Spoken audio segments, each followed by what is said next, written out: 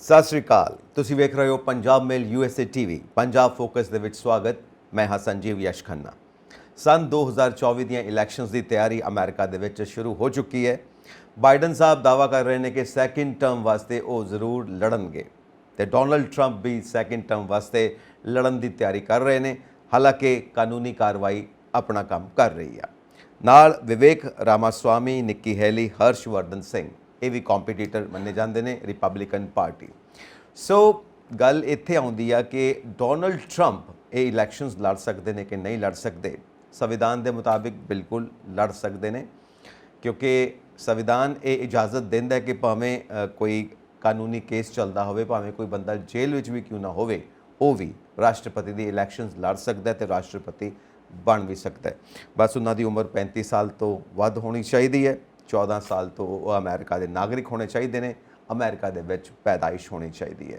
ਸੋ ਬਾਕੀ ਤਾਂ ਕੁਆਲੀਫਿਕੇਸ਼ਨਸ ਅਸੀਂ ਜਾਣਦੇ ਹੀ ਹਾਂ ਕਿ ਕਿਸ ਤਰ੍ਹਾਂ ਦੀ ਕਾਬਲੀਅਤ ਚਾਹੀਦੀ ਹੈ ਇੱਕ ਰਾਸ਼ਟਰਪਤੀ ਵਾਸਤੇ। ਇੱਕ ਵਧੀਆ ਲੀਡਰ, ਇੱਕ ਵਧੀਆ ਬੁਲਾਰਾ ਜੋ ਇਮੋਸ਼ਨਲੀ ਲੋਕਾਂ ਨੂੰ ਆਪਣੇ ਨਾਲ ਜੋੜ ਸਕੇ, ਮੁੱਦਿਆਂ ਦੇ ਉੱਤੇ ਗੱਲ ਕਰ ਸਕੇ, ਜੋ ਅਮਰੀਕਾ ਦੇ ਮੁੱਦਿਆਂ ਨੂੰ ਜੜੋਂ ਜਾਣਦਾ ਹੈ, ਅਮਰੀਕਾ ਦੀ ਸਾਈਕੋਲੋਜੀ ਨੂੰ, ਅਮਰੀਕਾ ਦੇ ਲੋਕਾਂ ਦੀ ਸਾਈਕੋਲੋਜੀ ਨੂੰ, ਅਮਰੀਕਾ ਦੇ ਕਲਚਰ ਨੂੰ ਪੂਰੀ ਤਰ੍ਹਾਂ ਜਾਣਦਾ ਹੈ, ਤਾਂ ਕਿ ਲੋਕਾਂ ਨੂੰ ਆਪਣੇ ਨਾਲ ਜੋੜਿਆ ਜਾ ਸਕੇ ਤੇ ਨਾਲ ਅਮਰੀਕਾ ਵਾਸਤੇ ਕੰਮ ਕਰ ਸਕੇ।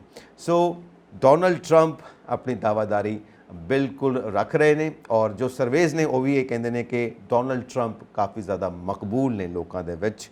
ਹੁਣ ਦੇਖੋ ਗੱਲ ਕਿੱਧਰ ਜਾਂਦੀ ਹੈ, ਕਿਉਂਕਿ ਜੋ ਬਾਈਡਨ ਸਾਹਿਬ ਦੀ ਏਜ ਨੂੰ ਲੈ ਕੇ ਹਮੇਸ਼ਾ ਚਰਚਾ ਬਣੀ ਰਹਿੰਦੀ ਹੈ। ਤੇ ਜਿਹੜੇ ਮੈਂ ਤਿੰਨ ਨਾਂ ਗਿਣਾਏ ਨੇ ਤੁਹਾਨੂੰ, ਵਿਵੇਕ ਰਾਮਾਸਵਾਮੀ, ਨਿੱਕੀ ਹੈਲੀ, ਹਰਸ਼ਵਰਧਨ ਸਿੰਘ, ਇਹ ਭਾਰਤੀ ਮੂਲ ਦੇ ਨੇ ਜੋ ਅਮਰੀਕਾ ਦੇ ਨਾਗਰਿਕ ਨੇ। ਦੇਖੋ ਇਹਨਾਂ ਵਿੱਚੋਂ ਕਿਸੇ ਨੂੰ ਚਾਂਸ ਮਿਲਦਾ ਤਾਂ ਉਹ ਵੀ ਇੱਕ ਦਿਲਚਸਪ ਖੇਡ ਹੋਏਗੀ ਦੇਖਣ ਵਾਲੀ। ਫਿਲਹਾਲ ਚੱਲਦੇ ਹਾਂ ਆਪਣੇ ਭਾਰਤ ਦੇ ਮੁੱਦਿਆਂ ਤੇ, ਪੰਜਾਬ ਦੇ ਮੁੱਦਿਆਂ ਤੇ। ਮੇਰੇ ਨਾਲ ਸਟੂਡੀਓਜ਼ ਦੇ ਵਿੱਚ ਮੌਜੂਦ ਨੇ ਬਲਕਾਰ ਸਿੰਘ। ਹਾਂਜੀ, ਮੈਂ ਕਿਹਾ ਆਪਣੀ ਧਰਤੀ ਦੀ ਗੱਲ ਕਰੀਏ, ਆਪਣੇ ਲੋਕਾਂ ਦੀ ਗੱਲ ਕਰੀਏ, ਪਰ ਤੁਸੀਂ ਉੱਥੇ ਵੀ ਆਪਣੀ ਧਰਤੀ ਦੀ ਗੱਲ ਕੀਤੀ। ਅਮਰੀਕਾ 'ਚ ਜਿਹੜੇ ਭਾਰਤੀ ਮੂਲ ਦੇ ਉਮੀਦਵਾਰ ਨੇ, ਉਹ ਜਿਹੜੇ ਆਉਣ ਵਾਲੀ ਇਲੈਕਸ਼ਨ 'ਚ ਇਸ ਵੇਲੇ ਆਪਣਾ ਜਿਹੜਾ ਉਹ ਇੰਟਰਸਟ ਲੈ ਰਹੇ ਨੇ, ਤੁਸੀਂ ਉਹਨਾਂ ਦੀ ਗੱਲ ਕੀਤੀ ਹੈ। ਤੇ ਦੋਵਾਂ ਧਰਤੀਆਂ ਨੂੰ ਜੋੜ ਕੇ ਤਾਂ ਹੁਣ ਅਸੀਂ ਗੱਲ ਕਰਦੇ ਪੰਜਾਬ ਦੀ ਧਰਤੀ ਦੀ ਤੇ ਬਾਕੀ ਮੁੱਦਿਆਂ ਦੇ ਜਿਹੜੇ ਗਰਮ ਨੇ। ਬਿਲਕੁਲ ਗਰਮ ਮੁੱਦੇ ਇਹ ਨੇ ਕਿ ਸਨ 2024 ਦੀਆਂ ਇਲੈਕਸ਼ਨਸ ਭਾਰਤ ਦੇ ਵਿੱਚ ਵੀ ਡਿਊ ਨੇ ਤੇ ਅਗਲੇ ਸਾਲ ਦੀ ਤਿਆਰੀ ਭਾਰਤ ਦੇ ਵਿੱਚ ਵੀ ਸ਼ੁਰੂ ਹੋ ਚੁੱਕੀ ਹੈ। ਵਿਰੋਧੀ ਧਿਰਾਂ ਨੇ ਇੰਡੀਆ ਫਰੰਟ ਬਣਾਇਆ ਹੈ ਔਰ NDA ਦੇ ਨਾਲ ਉਹਨਾਂ ਨੇ ਜੂਝਣਾ, ਚੁਣੌਤੀ ਦੇਣੀ ਹੈ। ਤਾਂ ਨਰਿੰਦਰ ਮੋਦੀ ਸਾਹਿਬ ਕਹਿੰਦੇ ਨੇ ਕਿ ਅਸੀਂ ਇੱਕ ਮੁਹਿੰਮ ਸ਼ੁਰੂ ਕਰਨ ਜਾ ਰਹੇ ਹਾਂ, ਮੇਰੀ ਮਿੱਟੀ ਮੇਰਾ ਦੇਸ਼। ਹੁਣ ਇਹ ਇਮੋਸ਼ਨਲੀ ਲੋਕਾਂ ਨੂੰ ਚਾਰਜ ਕਰਨਾ, ਆਪਣੇ ਨਾਲ ਜੋੜਨਾ ਹੈ ਔਰ ਸੋਸ਼ਲ ਮੀਡੀਆ ਦੇ ਉੱਤੇ ਕਾਫੀ ਚਰਚਾ ਹੈ ਔਰ ਅਸੀਂ ਦੇਖਦੇ ਹਾਂ ਕਿ ਲੋਕ ਹੋਰ ਵੀ ਬਥੇਰੀਆਂ ਗੱਲਾਂ ਕਰਦੇ ਨੇ, ਪਰ ਫਿਲਹਾਲ ਆਪਾਂ ਇਸ ਮੁਹਿੰਮ ਦੀ ਗੱਲ ਕਰਦੇ ਹਾਂ। एक पाकिस्तानी शायरा ने किया, वो कहता दर एक हो तो सजदों में सुकून मिलता है, दर एक हो तो सजदों में सुकून मिलता है, भटक जाते हैं वो लोग जिनके अनेक खुदा होते हैं। ये हुणे हैगी कि अनेक खुदा। उधर इंडिया वो भी गठजोड़ बन गया उन्होंने सारिया पार्टियां का एकजुट कर लिया और इन्होंने खदशा हो गया, इन्होंने खदशा हो गया कि हुण वो ना किते जित जाण। इन्होंने हुण अपनी मिट्टी अपना देश दिया नारा दे दिता और ਉਹਦੇ ਵਿੱਚ ਇਹਨਾਂ ਨੇ ਕਿਹਾ ਕਿ ਅਸੀਂ ਸਾਰਾ ਦੇਸ਼ ਫਿਰ ਘੁੰਮਾਂਗੇ, ਉਹਦੇ ਵਿੱਚ ਅਸੀਂ ਥੋੜ੍ਹੀ ਰਥ ਯਾਤਰਾ ਕਰਾਂਗੇ, ਆਲੇ ਦੁਆਲੇ ਸਾਰੇ ਲੋਕਾਂ ਨਾਲ ਮੈਨ ਟੂ ਮੈਨ ਗੱਲ ਕਰਾਂਗੇ। ਕਿਉਂਕਿ ਵੈਸੇ ਸਹੀ ਸ਼ਬਦਾਂ ਵਿੱਚ ਇਹ ਕਹਿ ਲਈਏ ਤਾਂ ਹੁਣ ਇਲੈਕਸ਼ਨ ਕੰਪੇਨ ਆਲਰੇਡੀ ਸ਼ੁਰੂ ਹੋ ਗਈ ਆ, ਜਿਹਦੇ ਵਿੱਚ ਸਭ ਤੋਂ ਪਹਿਲਾਂ ਜਿਹੜਾ ਹੈਗਾ ਪਤੰਗ ਦੀ ਡੋਰ ਜਿਹੜੀ ਛੱਡੀ ਆ ਉਹ ਇੰਡੀਆ ਜਿਹੜੀ ਗੱਠਜੋੜ ਬਣਾ ਕੇ ਬਹਿ ਗਏ ਆ ਔਰ ਉਹਨਾਂ ਨੇ ਹੁਣ ਬੰਬੇ ਵਿੱਚ ਵੀ ਅਗਲਾ ਕਨਵੀਨਰ ਜਿਹੜਾ ਚੁਣਨਾ ਉਹਦੇ ਲਈ ਵੀ ਉਹਨਾਂ ਨੇ 25-26 ਤਰੀਕ ਰੱਖੀ, ਹੁਣ ਥੋੜ੍ਹਾ ਜਿਹਾ ਅੱਗੇ ਰੱਖ ਰਹੇ ਆ। ਔਰ ਉਹਦੇ ਵਿੱਚ ਇਹਨਾਂ ਨੇ ਯਾਚਕਾ ਦਾਇਰ ਕੀਤੀ ਸੀ ਕਿ ਇੰਡੀਆ ਕਿਉਂ ਨਾ ਰੱਖਿਆ। ਉਹਨਾਂ ਨੇ ਕਹਿਤਾ ਕਿ ਇੰਡੀਆ ਤਾਂ ਤੁਹਾਡਾ ਵੀ ਨਾਂ ਹੈਗਾ, ਨੈਸ਼ਨਲ ਡੈਮੋਕ੍ਰੇਟਿਕ ਜਿਹੜਾ ਅਲਾਇੰਸ ਆ ਉਹੀ ਚੀਜ਼ ਹੈ, ਉਹਦੇ ਵਿੱਚ ਇਹੀ ਆ। ਅਸੀਂ ਭਾਰਤ ਤਾਂ ਨਹੀਂ ਰੱਖਿਆ, ਭਾਰਤ ਦੇ ਨਾਲ ਇੰਡੀਆ ਰੱਖਤਾ ਜਿਹੜਾ ਨਾਂ ਅੰਗਰੇਜ਼ਾਂ ਨੇ ਦਿੱਤਾ ਸੀਗਾ। ਅਸੀਂ ਅੰਗਰੇਜ਼ਾਂ ਦੇ ਲਈ ਇਸ ਕਰਕੇ ਕਿ ਸਾਰੇ ਮੁੰਡੇ ਪੜ੍ਹੇ ਲਿਖੇ ਆ, ਉਹ ਇੰਡੀਆ ਨੂੰ ਜ਼ਿਆਦਾ ਜਾਣਦੇ ਆ। ਭਾਰਤ ਰੱਖਣ ਨਾਲ ਜਿਹੜਾ ਹੈਗਾ ਕਈ ਚੀਜ਼ਾਂ ਦਾ ਜਿਹੜਾ ਲੋਕ ਯਾਚਕਾ ਦਾਇਰ ਕਰਨਗੇ, ਹੋਰ ਕੁਛ ਹੋਊਗਾ। ਇਹ ਨਾਂ ਜਿਹੜਾ ਪ੍ਰਪੋਜ਼ ਕੀਤਾ ਰਾਹੁਲ ਗਾਂਧੀ ਨੇ ਕੀਤਾ ਸੀ ਕਿ ਕਿਉਂ ਨਾ ਇੰਡੀਆ ਰੱਖ ਲਿਆ ਜਾਵੇ, ਜਦੋਂ ਬੰਗਲੁਰੂ 'ਚ ਮੀਟਿੰਗ ਹੋਈ ਹੈ। ਹੁਣ ਦੂਜੇ ਪਾਸੇ ਸਾਡੇ ਮੌਜੂਦਾ ਪ੍ਰਧਾਨ ਮੰਤਰੀ ਮੋਦੀ ਸਾਹਿਬ ਵੀ ਜਿਹੜੇ ਨੇ ਮਈ ਤੱਕ ਇਹ ਪ੍ਰਧਾਨ ਮੰਤਰੀ ਨੇ, ਇਹਨਾਂ ਨੂੰ ਵੀ ਇਹ ਥੋੜ੍ਹਾ ਜਿਹਾ ਸ਼ੱਕ ਪੈਦਾ ਹੋ ਗਿਆ ਕਿ ਕਿਤੇ ਇਹ ਨਾ ਬਾਜੀ ਮਾਰ ਜਾਣ ਅਤੇ ਮੈਂ ਫਿਰ ਪਿੱਛੇ ਮੁੜ ਜਾਵਾਂ। ਔਰ ਇਹਨਾਂ ਨੂੰ ਜਿਹੜਾ ਅਮਿਤ ਸ਼ਾਹ ਨੇ ਗ੍ਰਹਿ ਮੰਤਰੀ, ਉਹਨਾਂ ਨੇ ਕਹਿਤਾ ਕਿ 300 ਸੀਟਾਂ ਤੋਂ ਥੱਲੇ ਨਹੀਂ ਅਸੀਂ ਰਵਾਂਗੇ, ਸਾਡੀ ਵੀ ਮੁਹਿੰਮ ਪੂਰੇ ਜ਼ੋਰਾਂ 'ਤੇ, ਅਸੀਂ ਵੀ ਜੋ ਸਹੂਲਤਾਂ ਦਿੱਤੀਆਂ ਉਹ ਲੋਕਾਂ ਨੂੰ ਫਿਰ ਦੁਬਾਰਾ ਯਾਦ ਕਰਾਵਾਂਗੇ ਅਤੇ ਹੋਰ ਸਹੂਲਤਾਂ ਦੇਵਾਂਗੇ। ਹਰ ਸੂਬੇ 'ਚ ਇਹਨਾਂ ਨੇ ਆਪਣੇ ਸੈੱਲ ਬਣਾ ਦਿੱਤੇ। ਫਿਰ ਇਹਨਾਂ ਨੇ ਪੁਨਰਗਠਨ ਕਰਕੇ ਯੂਨਾਈਟ ਕਰਕੇ ਹੋਰ ਵੀ ਕਮੇਟੀ ਬਣਾ ਦਿੱਤੀ ਹੈ, ਜਿਹਦੇ 'ਚ ਪੰਜਾਬ 'ਚ ਤਰਨ ਚੁੱਗ ਨੇ ਔਰ ਉਹਨਾਂ ਦੇ ਨਾਲ 2 ਲੇਡੀਜ਼ ਨੇ ਔਰ ਹੋਰ ਸਾਰੇ ਸੂਬਿਆਂ ਵਿੱਚ ਹੀ। ਔਰ ਇਹਨਾਂ ਨੇ ਘੱਟ ਗਿਣਤੀਆਂ ਵੱਲ ਬੜਾ ਧਿਆਨ ਦਿੱਤਾ। ਹੁਣ ਆਪਣੀ ਮਿੱਟੀ ਆਪਣਾ ਦੇਸ਼ ਦਾ ਇਹਨਾਂ ਗੱਲ ਕਹਿਤਾ, ਇਹਨਾਂ ਆਪਣੀ ਮਿੱਟੀ ਹੱਥ 'ਚ ਲੈ ਕੇ ਬੋਲੇ ਆ ਕਿ ਉਹਦੇ ਵਿੱਚ ਅਸੀਂ ਆਪਣੇ ਦੇਸ਼ ਦੇ ਸਾਰੇ ਲੋਕਾਂ ਨੂੰ ਨੇੜੇ ਲਿਆਵਾਂਗੇ। ਜਿਹੜੇ ਲੋਕ ਸਾਡੇ ਸ਼ਹੀਦੀ ਪ੍ਰਾਪਤ ਕਰ ਚੁੱਕੇ ਆ, ਆਜ਼ਾਦੀ ਲਈ ਕਰ ਚੁੱਕੇ ਆ, ਉਹਨਾਂ ਨੇ ਵੀ ਅਸੀਂ ਉਹਨਾਂ ਦਾ ਗੁਣਗਾਨ ਗਾਵਾਂਗੇ ਔਰ ਆਪਣੇ ਜਿਹੜੇ ਬੱਚੇ ਨੇ, ਨੌਜਵਾਨ ਨੇ, ਉਹਨਾਂ ਨੂੰ ਇੱਕ ਮੁੱਠ ਹੋਣ ਦਾ ਸੱਦਾ ਦੇਵਾਂਗੇ। ਇਸ ਵੇਲੇ ਬੜੀ ਜ਼ੋਰਾਂ ਸ਼ੋਰਾਂ ਦੀ ਕੰਪੇਨ ਸ਼ੁਰੂ ਹੋ ਗਈ ਹੈ ਇਲੈਕਸ਼ਨ ਦੀ। ਜਿਸ ਤਰ੍ਹਾਂ ਤੁਸੀਂ ਅਮਰੀਕਾ ਦੀ ਗੱਲ ਕੀਤੀ ਹੈ, ਉੱਥੇ ਵੀ ਹੁਣ ਆਪੋ ਧਾਪੀ ਪੈ ਗਈ ਆ, ਆਪੋ ਧਾਪੀ ਤੇ ਇੱਥੇ ਵੀ ਰੌਲਾ ਰੱਪਾ ਇਹੀ ਇਲੈਕਸ਼ਨ ਦਾ। ਪਰ ਜਿਹੜੇ ਲੋਕਤੰਤਰ ਦੇ ਨਾਗਰਿਕ ਨੇ ਉਹ ਇਸ ਵੇਲੇ ਸ਼ਾਂਤੀ ਨਾਲ ਬੈਠੇ, ਉਹਨਾਂ ਨੂੰ ਪਤਾ ਕਿ ਉਹਨਾਂ ਨੇ ਆਰਾਮ ਨਾਲ ਵੋਟ ਕਾਸਟ ਕਰਨੀ ਹੈ। ਉਹਦੇ ਵਿੱਚ ਜਿੱਧਰ ਵੀ ਉਹਨਾਂ ਦਾ ਜੀ ਕੀਤਾ, ਪਤਾ ਲੱਗ ਗਿਆ ਕਿ ਆਹ ਬੰਦਾ ਬਿਲਕੁਲ ਐਲੀਜੀਬਲ ਆ, ਯੋਗਤਾ ਭਰਪੂਰ ਆ।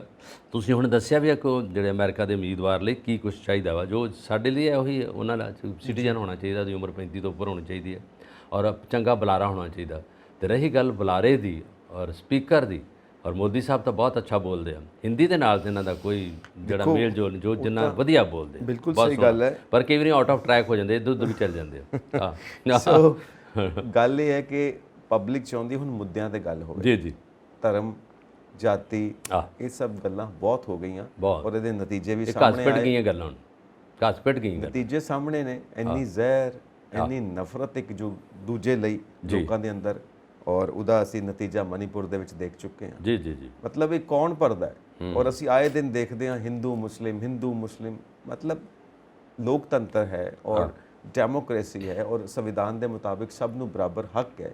ਕਿਉਂ ਨਹੀਂ ਸੰਵਿਧਾਨ ਦੇ ਮੁਤਾਬਿਕ ਚੱਲਦੇ ਅਸੀਂ? ਇਹ ਹਿੰਦੂ ਮੁਸਲਿਮ ਵਾਲੀ ਕਨਸੈਪਟ, ਠੀਕ ਹੈ, ਔਰ ਇੱਦਾਂ ਲੋਕਾਂ ਦੇ ਅੰਦਰ ਫਿਰਕਾ ਪ੍ਰਸਤੀ, ਇਹ ਸਭ ਗੱਲਾਂ ਦਾ ਜਵਾਬ ਪਬਲਿਕ ਮੰਗਦੀ ਹੈ। ਔਰ ਮੁੱਦਿਆਂ ਦੇ ਉੱਤੇ ਗੱਲ ਕਰੋ, ਨੌਕਰੀਆਂ ਕਿੱਥੇ ਗਈਆਂ, ਉਹ ਗੱਲਾਂ ਕਰਦੇ ਨੇ। ਔਰ तमाम ਗੱਲਾਂ, ਗਰੀਬੀ ਰੇਖਾ ਦੀ ਗੱਲ ਹੁੰਦੀ ਹੈ ਔਰ ਕਾਰਪੋਰੇਟਸ ਨੂੰ ਲੈ ਕੇ ਅਕਸਰ ਚਰਚਾ ਬਣੀ ਰਹਿੰਦੀ ਹੈ ਕਿ ਭਾਰਤ ਦਾ ਜਿਹੜਾ ਧਨ ਹੈ ਉਹ ਕੁਝ ਇੱਕ ਲੋਕਾਂ ਦੇ ਹੱਥ 'ਚ ਜਾ ਰਿਹਾ ਹੈ। ਪ੍ਰਾਈਵੇਟਾਈਜੇਸ਼ਨ ਨੂੰ ਲੈ ਕੇ ਗੱਲ ਹੁੰਦੀ ਹੈ। ਸੋ ਇਹ तमाम ਗੱਲਾਂ ਨੇ, ਕ੍ਰਿਟਿਸਿਜ਼ਮ ਬਹੁਤ ਜ਼ਿਆਦਾ ਹੈ। ਉਹਨੇ ਇਮੋਸ਼ਨਲੀ ਚਾਰਜ ਕਰਨ ਦੀ ਕੋਸ਼ਿਸ਼, ਮੇਰੀ ਮਿੱਟੀ ਮੇਰਾ ਦੇਸ਼, ਇਹ ਹੁਣ ਲੋਕੀ ਇਹਨੂੰ ਕਿੱਦਾਂ ਰਿਸਪੌਂਡ ਕਰਨਗੇ ਇਹ ਤਾਂ ਦੇਖਣ ਵਾਲੀ ਗੱਲ ਹੈ, ਕਿਉਂਕਿ ਅਸੀਂ ਬਿਲਕੁਲ ਕ੍ਰਿਟੀਕਲੀ ਦੇਖ ਰਹੇ ਹਾਂ ਹਰ ਚੀਜ਼ ਨੂੰ। ਜੇ ਅਸੀਂ ਐਪਰੀਸੀਏਸ਼ਨ ਵੀ ਦੇ ਰਹੇ ਹਾਂ ਤਾਂ ਕ੍ਰਿਟੀਕਲ ਐਪਰੀਸੀਏਸ਼ਨ ਦੇ ਰਹੇ ਹਾਂ ਕਿ ਰਾਹੁਲ ਗਾਂਧੀ ਨੇ ਭਾਰਤ ਜੋੜੋ ਯਾਤਰਾ ਸ਼ੁਰੂ ਕੀਤੀ। ਹੁਣ ਉਹਦਾ ਜਵਾਬ ਇਹ ਦੇਣਾ ਚਾਹੁੰਦੇ ਨੇ, ਮੇਰੀ ਮਿੱਟੀ ਮੇਰਾ ਦੇਸ਼ ਸ਼ੁਰੂ ਕਰਕੇ। ਇਹਨੂੰ ਪਬਲਿਕ ਕਿਸ ਤਰ੍ਹਾਂ ਐਕਸੈਪਟ ਕਰੇਗੀ ਕੋਈ ਨਹੀਂ ਜਾਣਦਾ, ਇਹ ਤਾਂ ਹੁਣ ਰਿਜ਼ਲਟਸ ਦੱਸਣਗੇ। ਕਰਨਾਟਕ ਦੇ ਵਿੱਚ ਵੀ ਅਮਿਤ ਸ਼ਾਹ ਜੀ ਨੇ ਪ੍ਰੈਡਿਕਸ਼ਨਸ ਕੀਤੀ ਸੀ ਕਿ ਅਸੀਂ ਜਿੱਤਾਂਗੇ, ਅਸੀਂ ਇੰਨੀਆਂ ਸੀਟਾਂ ਨਾਲ ਜਿੱਤਾਂਗੇ, ਔਰ ਉਹ ਰਿਜ਼ਲਟ ਉਹਦੇ ਵਿਪਰੀਤ ਆਏ ਨੇ। ਹੁਣ ਇਸ ਵਾਰ ਵੀ ਪ੍ਰੈਡਿਕਸ਼ਨਸ ਕਰ ਰਹੇ ਨੇ, ਰਿਜ਼ਲਟ ਕੀ ਆਉਣਗੇ ਤਾਂ ਪਬਲਿਕ ਦੇ ਹੱਥ ਹੈ, ਇਹਦੇ ਬਾਰੇ ਕੁਝ ਨਹੀਂ ਕਿਹਾ ਜਾ ਸਕਦਾ। ਬਾਕੀ ਇਹ ਹੈ ਕਿ ਆਪਣੇ ਜਿਹੜੇ ਇਹਨਾਂ ਦੇ ਪਾਰਟੀ ਵਰਕਰਸ ਨੇ ਉਹਨਾਂ ਨੂੰ ਹੱਲਾਸ਼ੇਰੀ ਦੇਣ ਵਾਸਤੇ ਇਹ ਗੱਲਾਂ ਠੀਕ ਨੇ ਕਿ ਉਹਨਾਂ ਨੂੰ ਬੈਕਅਪ ਕਰਨਾ ਹੈ, ਮੋਟੀਵੇਟ ਕਰਨਾ ਹੈ। ਤਾਂ ਇਸ ਤਰ੍ਹਾਂ ਦੀਆਂ ਗੱਲਾਂ ਕੀਤੀਆਂ ਜਾਣਗੀਆਂ ਕਿ ਅਸੀਂ ਜਿੱਤਾਂਗੇ। ਪਰ ਅਸਲ ਵਿੱਚ ਜਿਹੜੀ ਗੱਲ ਹੈ ਉਹ ਇਹਨਾਂ ਨੂੰ ਵੀ ਸਮਝ ਆ ਗਈ ਐਨਡੀਏ ਨੂੰ ਕਿ ਇੰਡੀਆ ਜਿਹੜਾ ਫਰੰਟ ਬਣਿਆ ਹੈ ਸਟਰੋਂਗ ਹੈ ਔਰ ਉਹਨਾਂ ਨੂੰ ਚੈਲੰਜ ਕਰਨਾ ਆਸਾਨ ਨਹੀਂ ਹੋਏਗਾ। ਇਹ ਕੇਕ ਵਾਕ ਨਹੀਂ ਹੋਏਗੀ ਕਿ ਆਸਾਨੀ ਨਾਲ ਜਿੱਤ ਜਾਓਗੇ। ਕਾਫੀ ਜ਼ਿਆਦਾ ਸਟਰਗਲ, ਕਾਫੀ ਜ਼ਿਆਦਾ ਚੁਣੌਤੀ ਹੈ ਜਿਹਦਾ ਸਾਹਮਣਾ ਕਰਨਾ ਪੈਣਾ ਹੈ। ਸੋ ਮੈਂ ਗੱਲ ਕੀਤੀ ਹੈ ਕਿ ਮਨੀਪੁਰ ਦੇ ਵਿੱਚ ਅਸੀਂ ਦੇਖਿਆ ਹੈ ਕਿ ਜਿੱਦਾਂ ਹਿੰਸਾ ਹੋਈ ਹੈ, ਇੱਕ ਦੂਜੇ ਦੇ ਪ੍ਰਤੀ ਜੋ ਨਫ਼ਰਤ ਪੈਦਾ ਹੁੰਦੀ ਪਈ ਹੈ, ਉਹ ਨਫ਼ਰਤ ਦਾ ਨਤੀਜਾ ਹੈ।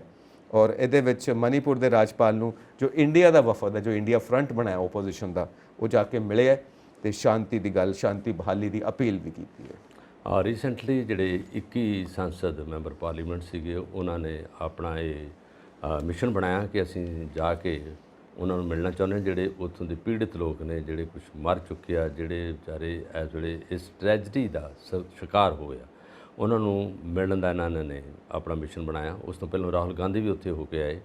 ਹੁਣੇ ਜਦੋਂ ਉੱਥੇ ਪਹੁੰਚਿਆ, ਇਹਨਾਂ ਨੇ ਉਹਨਾਂ ਨੂੰ ਮਿਲੇ, ਲੋਕਾਂ ਨੂੰ ਮਿਲਿਆ, ਫਿਰ ਉਹ ਸਾਰੀ ਰਿਪੋਰਟ ਇਕੱਠੀ ਕਰਕੇ ਗਵਰਨਰ ਸਾਹਿਬ ਨੂੰ ਮਿਲ ਕੇ ਇਹਨਾਂ ਨੇ ਕਿਹਾ ਕਿ ਇੱਥੇ ਸ਼ਾਂਤੀ ਬਹਾਲੀ ਲਈ ਕੁਛ ਨਾ ਕੁਛ ਆਪਾਂ ਕਰੀਏ, ਕੁਛ ਤਰੀਕੇ ਨਾਲ ਜਿਹੜੇ ਤੁਹਾਡੇ ਕੋਲ ਇਸ ਵੇਲੇ ਫਾਰਮੂਲੇ ਉਹ ਅਪਲਾਈ ਕਰੋ। ਤੁਸੀਂ ਰਾਜਪਾਲ ਜੇ, ਗਵਰਨਰ ਜੇ, ਔਰ ਤੁਹਾਡੀ ਪੁੱਛ ਪੜਤਾਲ ਜਿਹੜੀ ਹੈਗੀ ਆ ਸੈਂਟਰ ਨਾਲ, ਤੁਹਾਨੂੰ ਇਹ ਚਾਹੀਦਾ ਕਿ ਅਸੀਂ ਵੀ ਉਹਦੇ ਨਾਲ ਗੱਲਬਾਤ ਕਰਾਂਗੇ ਔਰ ਤੁਸੀਂ ਵੀ ਕੇਂਦਰ ਦੇ ਵਿੱਚ ਪਾਰਲੀਮੈਂਟ 'ਚ ਮੁੱਦਾ ਉਠਾਇਆ, ਪਰ ਸਾਡੀ ਕਿਸੇ ਨੇ ਸੁਣੀ ਨਹੀਂ। ਔਰ ਗਵਰਨਰ ਨੇ ਜਵਾਬ ਅੱਗੇ ਦਿੱਤਾ ਕਿ ਜੇ ਸਰਵ ਪਾਰਟੀ ਵਫਦ ਇਕੱਠਾ ਹੋ ਕੇ ਆਵੇ, ਤੁਸੀਂ ਇੱਕ ਪਾਰਟੀ ਦੇ ਲੋਕ ਜੇ ਐਨਡੀਏ ਵੀ ਆਵੇ, ਬਾਕੀ ਵੀ ਆਉਣ, ਸਾਰੇ ਆਉਣ ਤੇ ਇਹਨਾਂ ਨੂੰ ਸਮਝਾਉਣ, ਤੇ ਇਹ ਬਹੁਤ ਵੱਡੀ ਕਾਰਗੁਜ਼ਾਰੀ ਹੋਊ।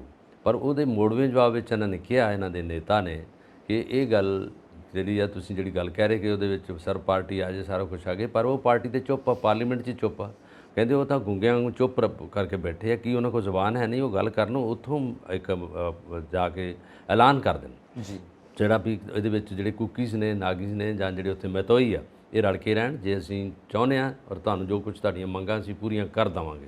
ਔਰ ਉਹਦੇ ਵਿੱਚ ਕੁਕੀਜ਼ ਜਿਹੜੇ ਆ ਉਹਨਾਂ ਨੇ ਆਪਣਾ ਵੱਖਰਾ ਸਟੇਟ ਦੀ ਮੰਗ ਕੀਤੀ ਹੈ। ਹੁਣ ਇਹ ਗੱਲ ਜਿਹੜੀ ਹੈ ਬੜੀ ਵੱਡੀ ਦੂਰ ਤੱਕ ਪਹੁੰਚ ਗਈ ਹੈ, ਸਿਰਫ ਤੇ ਸਿਰਫ ਸੂਬੇ ਤੱਕ ਨਹੀਂ ਰਹੀ।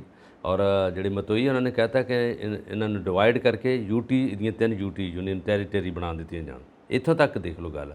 ਅੱਜ ਉਹਨਾਂ ਨੂੰ ਟਰਾਈਬਲ ਆਉਂਦੇ ਆ, ਜਾਂ ਉਹਨਾਂ ਨੂੰ ਕਹਿੰਦੇ ਕਿ ਅਨਪੜ੍ਹ ਨੇ ਜਾਂ ਪੜ੍ਹੇ ਲਿਖੇ ਨਹੀਂ ਗੇ, ਬੜੇ ਸਿਆਸੀ ਬੰਦੇ ਆ, ਉਹਨਾਂ ਨੂੰ ਪਤਾ ਹੈਗਾ। ਉਹ ਕਹਿੰਦੇ ਯੂਟੀ ਦੇ ਦਿਓ, ਜਦੋਂ ਤੁਸੀਂ ਕਸ਼ਮੀਰ ਨੂੰ ਵੰਡ ਦਿੱਤਾ ਯੂਟੀ ਦੇ ਵਿੱਚ, ਤੇ ਇਹਦੇ ਵਿੱਚ ਕਿਉਂ ਨਹੀਂ ਵੰਡ ਸਕਦੇ?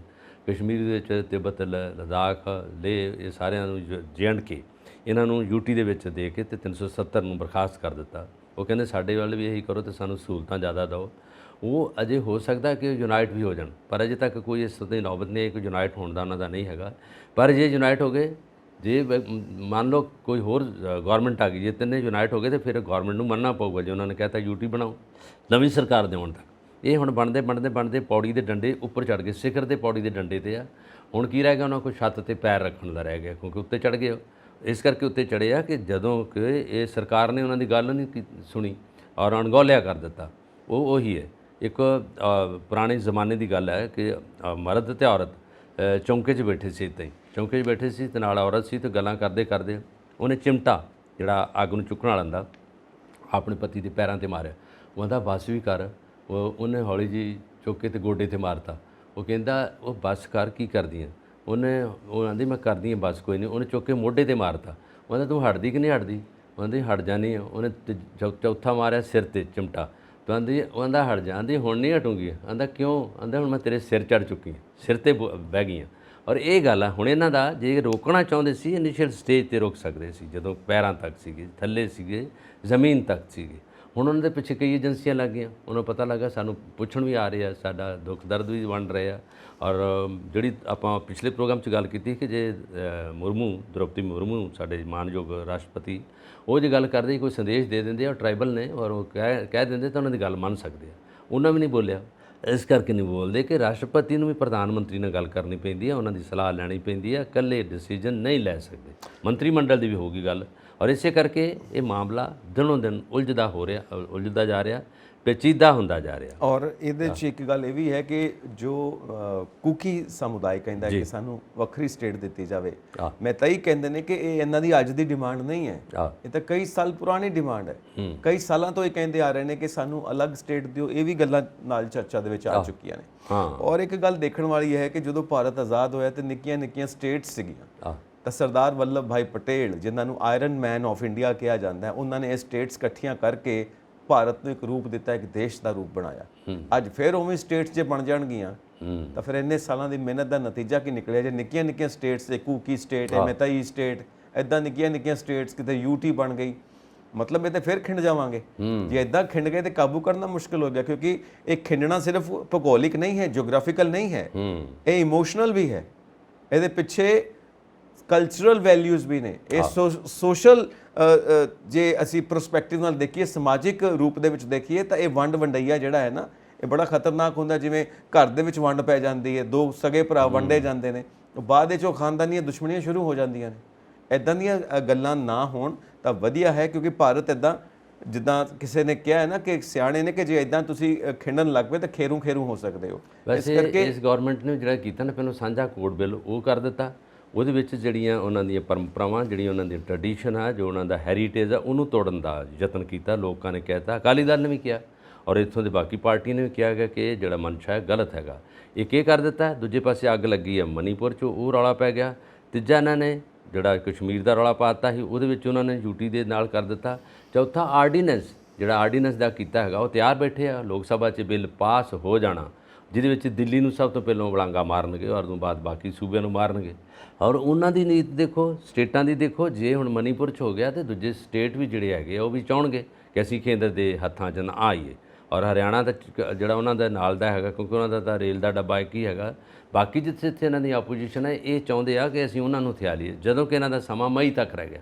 ਉਦੋਂ ਅੱਗੇ ਇਹਨਾਂ ਕੋਲ ਕੋਈ ਸਮਾਂ ਨਹੀਂ ਗਿਆ। ਫਿਰ ਲੋਕਾਂ ਨੇ ਡਿਸਾਈਡ ਕਰਨਾ ਕਿ ਉਹ ਕੀ ਚਾਹੁੰਦੇ ਆ, ਕਿਹੜਾ ਮੁੱਖ ਪ੍ਰਧਾਨ ਮੰਤਰੀ ਬਣਾਉਣਾ ਚਾਹੁੰਦੇ ਤੇ ਕੀ ਕਰਦੇ ਆ।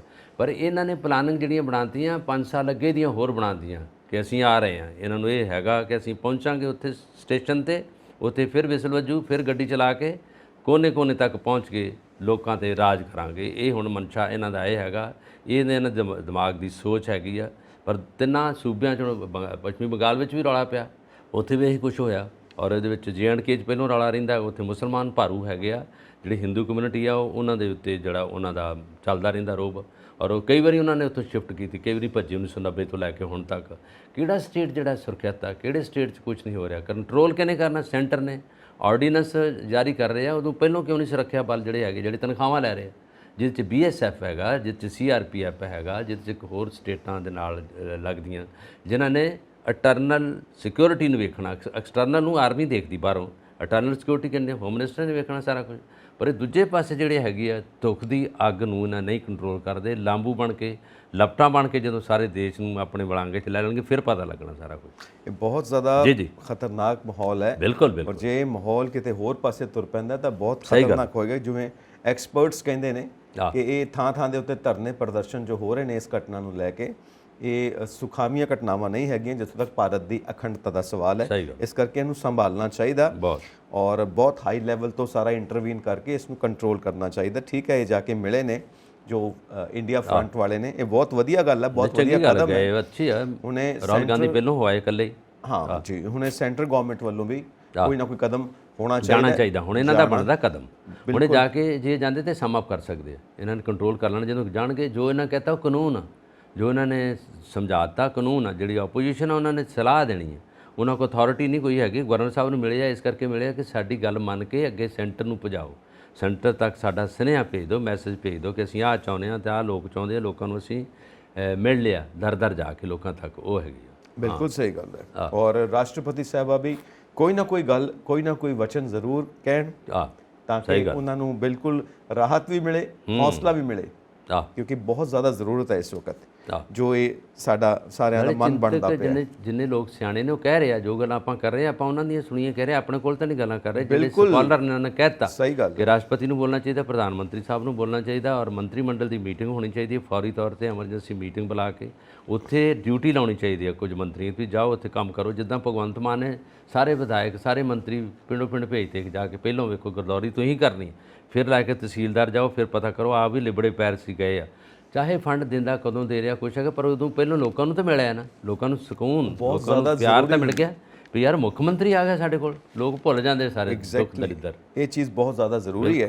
ਔਰ ਹਰ ਪੀੜਤਾਂ ਦੀ ਤੁਸੀਂ ਗੱਲ ਕੀਤੀ ਹੈ ਤੇ ਹਰ ਪੀੜਤਾਂ ਵਾਸਤੇ ਮਾਨ ਸਾਹਿਬ ਇਹ ਕਹਿ ਰਹੇ ਨੇ ਕਿ ਪੰਜਾਬ ਸਰਕਾਰ ਖੁਦ ਮੁਆਵਜ਼ਾ ਦੇਗੀ। ਜਿਸ ਤਰ੍ਹਾਂ ਤੁਸੀਂ ਕਿਹਾ ਕਿ ਥਾਂ ਦੇ ਉੱਤੇ ਮੰਤਰੀਆਂ ਨੂੰ ਭੇਜਿਆ ਕਿ ਜਾ ਕੇ ਸਾਰਾ ਤੁਸੀਂ ਉੱਥੋਂ ਦਾ ਡਿਟੇਲਸ ਲਵੋ, ਫਿਰ ਉਸ ਤੋਂ ਬਾਅਦ ਪਟਵਾਰੀਆਂ ਨੂੰ ਲੈ ਕੇ, ਸਾਰੇ ਅਮਲੇ ਨੂੰ ਲੈ ਕੇ ਗਰਦਾਵਰੀ ਕਰਨੀ, ਮੁਆਵਜ਼ਾ ਕਰਨਾ, ਜੋ ਸਾਰਾ ਪ੍ਰੋਸੈਸ ਹੈ ਉਹ ਕੰਪਲੀਟ ਕਰੋ। ਸੋ ਇਸ ਵਕਤ ਉਹਨਾਂ ਨੇ ਅਨਾਉਂਸ ਕੀਤਾ ਕਿ ਨੁਕਸਾਨ ਦਾ ਮੁਆਵਜ਼ਾ ਪੰਜਾਬ ਸਰਕਾਰ ਆਪ ਦੇਵੇਗੀ। ਇਹ CM ਮਾਨ ਕਹਿ ਰਹੇ ਨੇ ਜੋ ਹੜ੍ਹ ਪੀੜਤਾਂ ਦੀ ਸਾਰੀ ਖੋਜ ਖਬਰ ਲੈ ਰਹੇ ਨੇ। ਤੁਸੀਂ link to link back link ਜਿਹੜਾ ਬਣਾ ਦਿੰਦੇ, ਇੱਕ ਮੁੱਦੇ ਨਾਲ ਦੂਜਾ ਮੁੱਦਾ ਜੋੜਿਆ, ਬਹੁਤ ਅੱਛੀ ਗੱਲ ਹੈ। ਅੱਗੇ ਗੱਲ ਕੀਤੀ ਹੈ ਤੁਸੀਂ, ਚੁੱਕ ਲਿਆ ਪੰਜਾਬ ਦਾ ਮੁੱਦਾ। ਵੈਸੇ ਅੱਛੀ ਗੱਲ, ਅਸੀਂ ਪੰਜਾਬ ਦੀ ਧਰਤੀ 'ਤੇ ਬੈਠੇ ਹਾਂ ਔਰ ਹੜ੍ਹ ਪੀੜਤ ਲੋਕ ਨੇ ਜਿਹੜੇ ਬੜੇ ਦੁਸ਼ਵਾਰੀਆਂ 'ਚੋਂ ਗੁਜ਼ਰ ਰਹੇ ਆ, ਬਹੁਤ ਮੁਸੀਬਤਾਂ ਤੋਂ ਗੁਜ਼ਰ ਰਹੇ ਆ, ਔਰ ਪਿੰਡਾਂ ਦੇ ਪਿੰਡ ਡੁੱਬ ਗਏ ਆ, ਔਰ ਫਸਲਵਾੜੀ ਰਹੀ ਨਹੀਂ, ਫਸਲਾਂ ਡੁੱਬ ਗਈਆਂ। ਔਰ ਭਗਵੰਤ ਮਾਨ ਨੇ ਖੁਦ ਦੇਖਿਆ, ਹੁਣ ਪਟਵਾਰੀ ਦੇਖਣਗੇ, ਪਟਵਾਰੀ ਕਾਨੂੰਗੋ ਤਹਿਸੀਲਦਾਰ ਝੂਠ ਨਹੀਂ ਬੋਲਣਗੇ, ਕਿਉਂਕਿ ਉਹਨਾਂ ਨੂੰ ਪਤਾ ਮੁੱਖ ਮੰਤਰੀ ਪੰਜਾਬ ਆਪ ਦੌਰਾ ਕਰ ਰਹੇ ਆ ਔਰ ਮੰਤਰੀ ਸਾਰੇ ਬੈਠੇ ਉੱਥੇ, ਵਿਧਾਇਕ ਬੈਠੇ ਆ, ਔਰ ਉਹਨਾਂ ਨੇ ਐਲਾਨ ਕਰ ਦਿੱਤਾ ਕਿ 15 ਅਗਸਤ ਤੋਂ ਪਹਿਲਾਂ ਜੋ ਵੀ ਮੁਆਵਜ਼ਾ ਅਸੀਂ ਦੇਵਾਂਗੇ ਉਹਨਾਂ ਦੇ ਘਰੋਂ ਘਰ ਉਹਨਾਂ ਦੇ ਅਕਾਊਂਟ 'ਚ ਪਹੁੰਚ ਜੂਗਾ। 15 ਅਗਸਤ ਤੋਂ ਆਜ਼ਾਦੀ ਦਿਵਸ ਤੋਂ ਪਹਿਲਾਂ ਦੀ ਗੱਲ ਅਸੀਂ ਆਂਦਾ ਨਿਭਾਵਾਂਗੇ। ਔਰ ਦੂਜੇ ਪਾਸੇ ਉਹਨਾਂ ਨੇ ਕਹਿਤਾ ਕਿ ਜਿੱਥੇ ਵੀ ਲੋਕਾਂ ਨੂੰ ਝੋਨੇ ਦੀ ਜਿਹੜੀ ਲਾਗਤ ਲੱਗੀ ਸੀ, ਜਿਹੜਾ ਝੋਨਾ ਉੱਜੜ ਗਿਆ, ਜਿਹੜਾ ਝੋਨਾ ਉੱਥੋਂ ਡੁੱਬ ਗਿਆ, ਉਹਦੀ ਜਗ੍ਹਾ 'ਤੇ ਉਹ ਕਹਿੰਦੇ ਕਿ ਮੈਂ ਸਲਾਹ ਕੀਤੀ ਆ ਪੰਜਾਬ ਖੇਤੀਬਾੜੀ ਯੂਨੀਵਰਸਿਟੀ ਦੇ ਸਾਇੰਸਦਾਨਾਂ ਨਾਲ। ਉਹ ਜਿਹੜੇ ਫਸਲਵਾੜੀ ਦੇ ਸਾਇੰਸਦਾਨ ਨੇ, ਬਰੀਡਰ ਨੇ, ਉਹਨਾਂ ਨੇ ਕਹਿਤਾ ਕਿ ਉੱਥੇ ਉਹਦੀ ਬਜਾਏ, ਝੋਨੇ ਦੀ ਬਜਾਏ ਹੁਣ ਲਾਉਣਾ ਚਾਹੀਦਾ ਉਹਨਾਂ ਨੂੰ ਮੱਕੀ, ਬਾਜਰਾ, ਔਰ ਉਹਦੇ ਵਿੱਚ ਜਿਹੜਾ ਪੱਠੇ ਉਹ ਬੀਜਣੇ ਚਾਹੀਦੇ ਆ, ਅਤੇ ਸਬਜ਼ੀਆਂ ਦੀ ਕਾਸ਼ਤ ਕਰਨੀ ਚਾਹੀਦੀ ਆ, ਕਿਉਂਕਿ ਝੋਨੇ ਦਾ ਜਿਹੜਾ ਦੌਰ ਵੀ ਨਿਕਲ ਚੁੱਕਿਆ, ਝੋਨਾ ਪਛੇਤਾ ਵੀ ਹੋ ਸਕਦਾ ਹੈਗਾ, ਔਰ ਮੀਂਹ ਕਣੀ ਦਾ ਫਿਰ ਵੀ ਦੁਬਾਰਾ। ਬਾਜਰਾ ਜਿਹੜਾ ਇਹਨੂੰ ਪਾਣੀ ਜਿੰਨਾ ਮਰਜ਼ੀ ਦੇ ਦਿਓ ਇਹ ਨਹੀਂ ਮਰਦਾ, ਔਰ ਉਹਦੇ ਵਿੱਚ ਬਾਕੀ ਜਿਹੜਾ ਹੈਗਾ ਫਸਲਾਂ ਵਾੜੀਆਂ ਹੋਰ ਨਾਲ ਹੈਗੇ ਆ, ਉਹ ਉਹਨਾਂ ਨੂੰ ਕੁਛ ਨਹੀਂ ਹੁੰਦਾ। ਮੱਕੀ ਨਾਲ ਵੀ ਹੈਗਾ, ਮੱਕੀ ਨੂੰ ਵੀ ਆਂਦਾ ਕੁਛ ਨਹੀਂ ਹੁੰਦਾ। ਝੋਨਾ ਛੋਟਾ, ਇਹ ਛੇਤੀ ਡੁੱਬ ਜਾਂਦਾ। ਕੋਈ ਵੀ ਫਸਲ ਆ ਜਿੰਨੀ ਦੇਰ ਤੱਕ ਉਹਦਾ ਕੋਈ ਵੀ ਪੱਤਾ ਉੱਪਰ ਰਹਿੰਦਾ ਵਾ ਉਹ ਛੱਡਦੀ ਨਹੀਂ। ਜਦੋਂ ਸਾਰੀ ਪਾਣੀ ਦੇ ਵਿੱਚ ਡੁੱਬ ਗਈ, ਬੰਦੇ ਵਾਲਾ ਹਿਸਾਬ ਆ, ਜਿੱਦਾਂ ਬੰਦਾ ਪਾਣੀ ਦੇ ਨੱਕ ਤੱਕ ਆ ਗਿਆ, ਪਾਣੀ ਜੇ ਗਲ ਤੱਕ ਆ ਗਿਆ ਬਚਦਾ, ਨੱਕ ਤੱਕ ਆ ਗਿਆ ਤੇ ਉਹਦਾ ਸਾਹ ਕਿੱਥੋਂ ਲੈਣਾ ਹੈ ਨਾ, ਉਹ ਅੱਖਾਂ ਤੱਕ ਡੁੱਬ ਗਿਆ ਤਾਂ ਮਰ ਗਿਆ। ਇਹ ਫਸਲ ਹੈਗੀ ਆ। ਇਸੇ ਕਰਕੇ ਉਹਨੇ ਕਿਹਾ ਉੱਚੀ ਫਸਲ ਆ। ਉਹ ਬਾਜਰਾ ਪਹਿਲਾਂ ਬਹੁਤ ਬੀਜਦੇ ਸੀਗੇ, ਉਹਦੇ 'ਚ ਬਾਜਰੇ ਨਾਲ ਤੁਸੀਂ ਬਾਜਰੇ ਦੀ ਰੋਟੀ ਖਾਓ, ਤਕੜੇ ਹੋ, ਡੰਗਰਾਂ ਨੂੰ ਪਾਓ।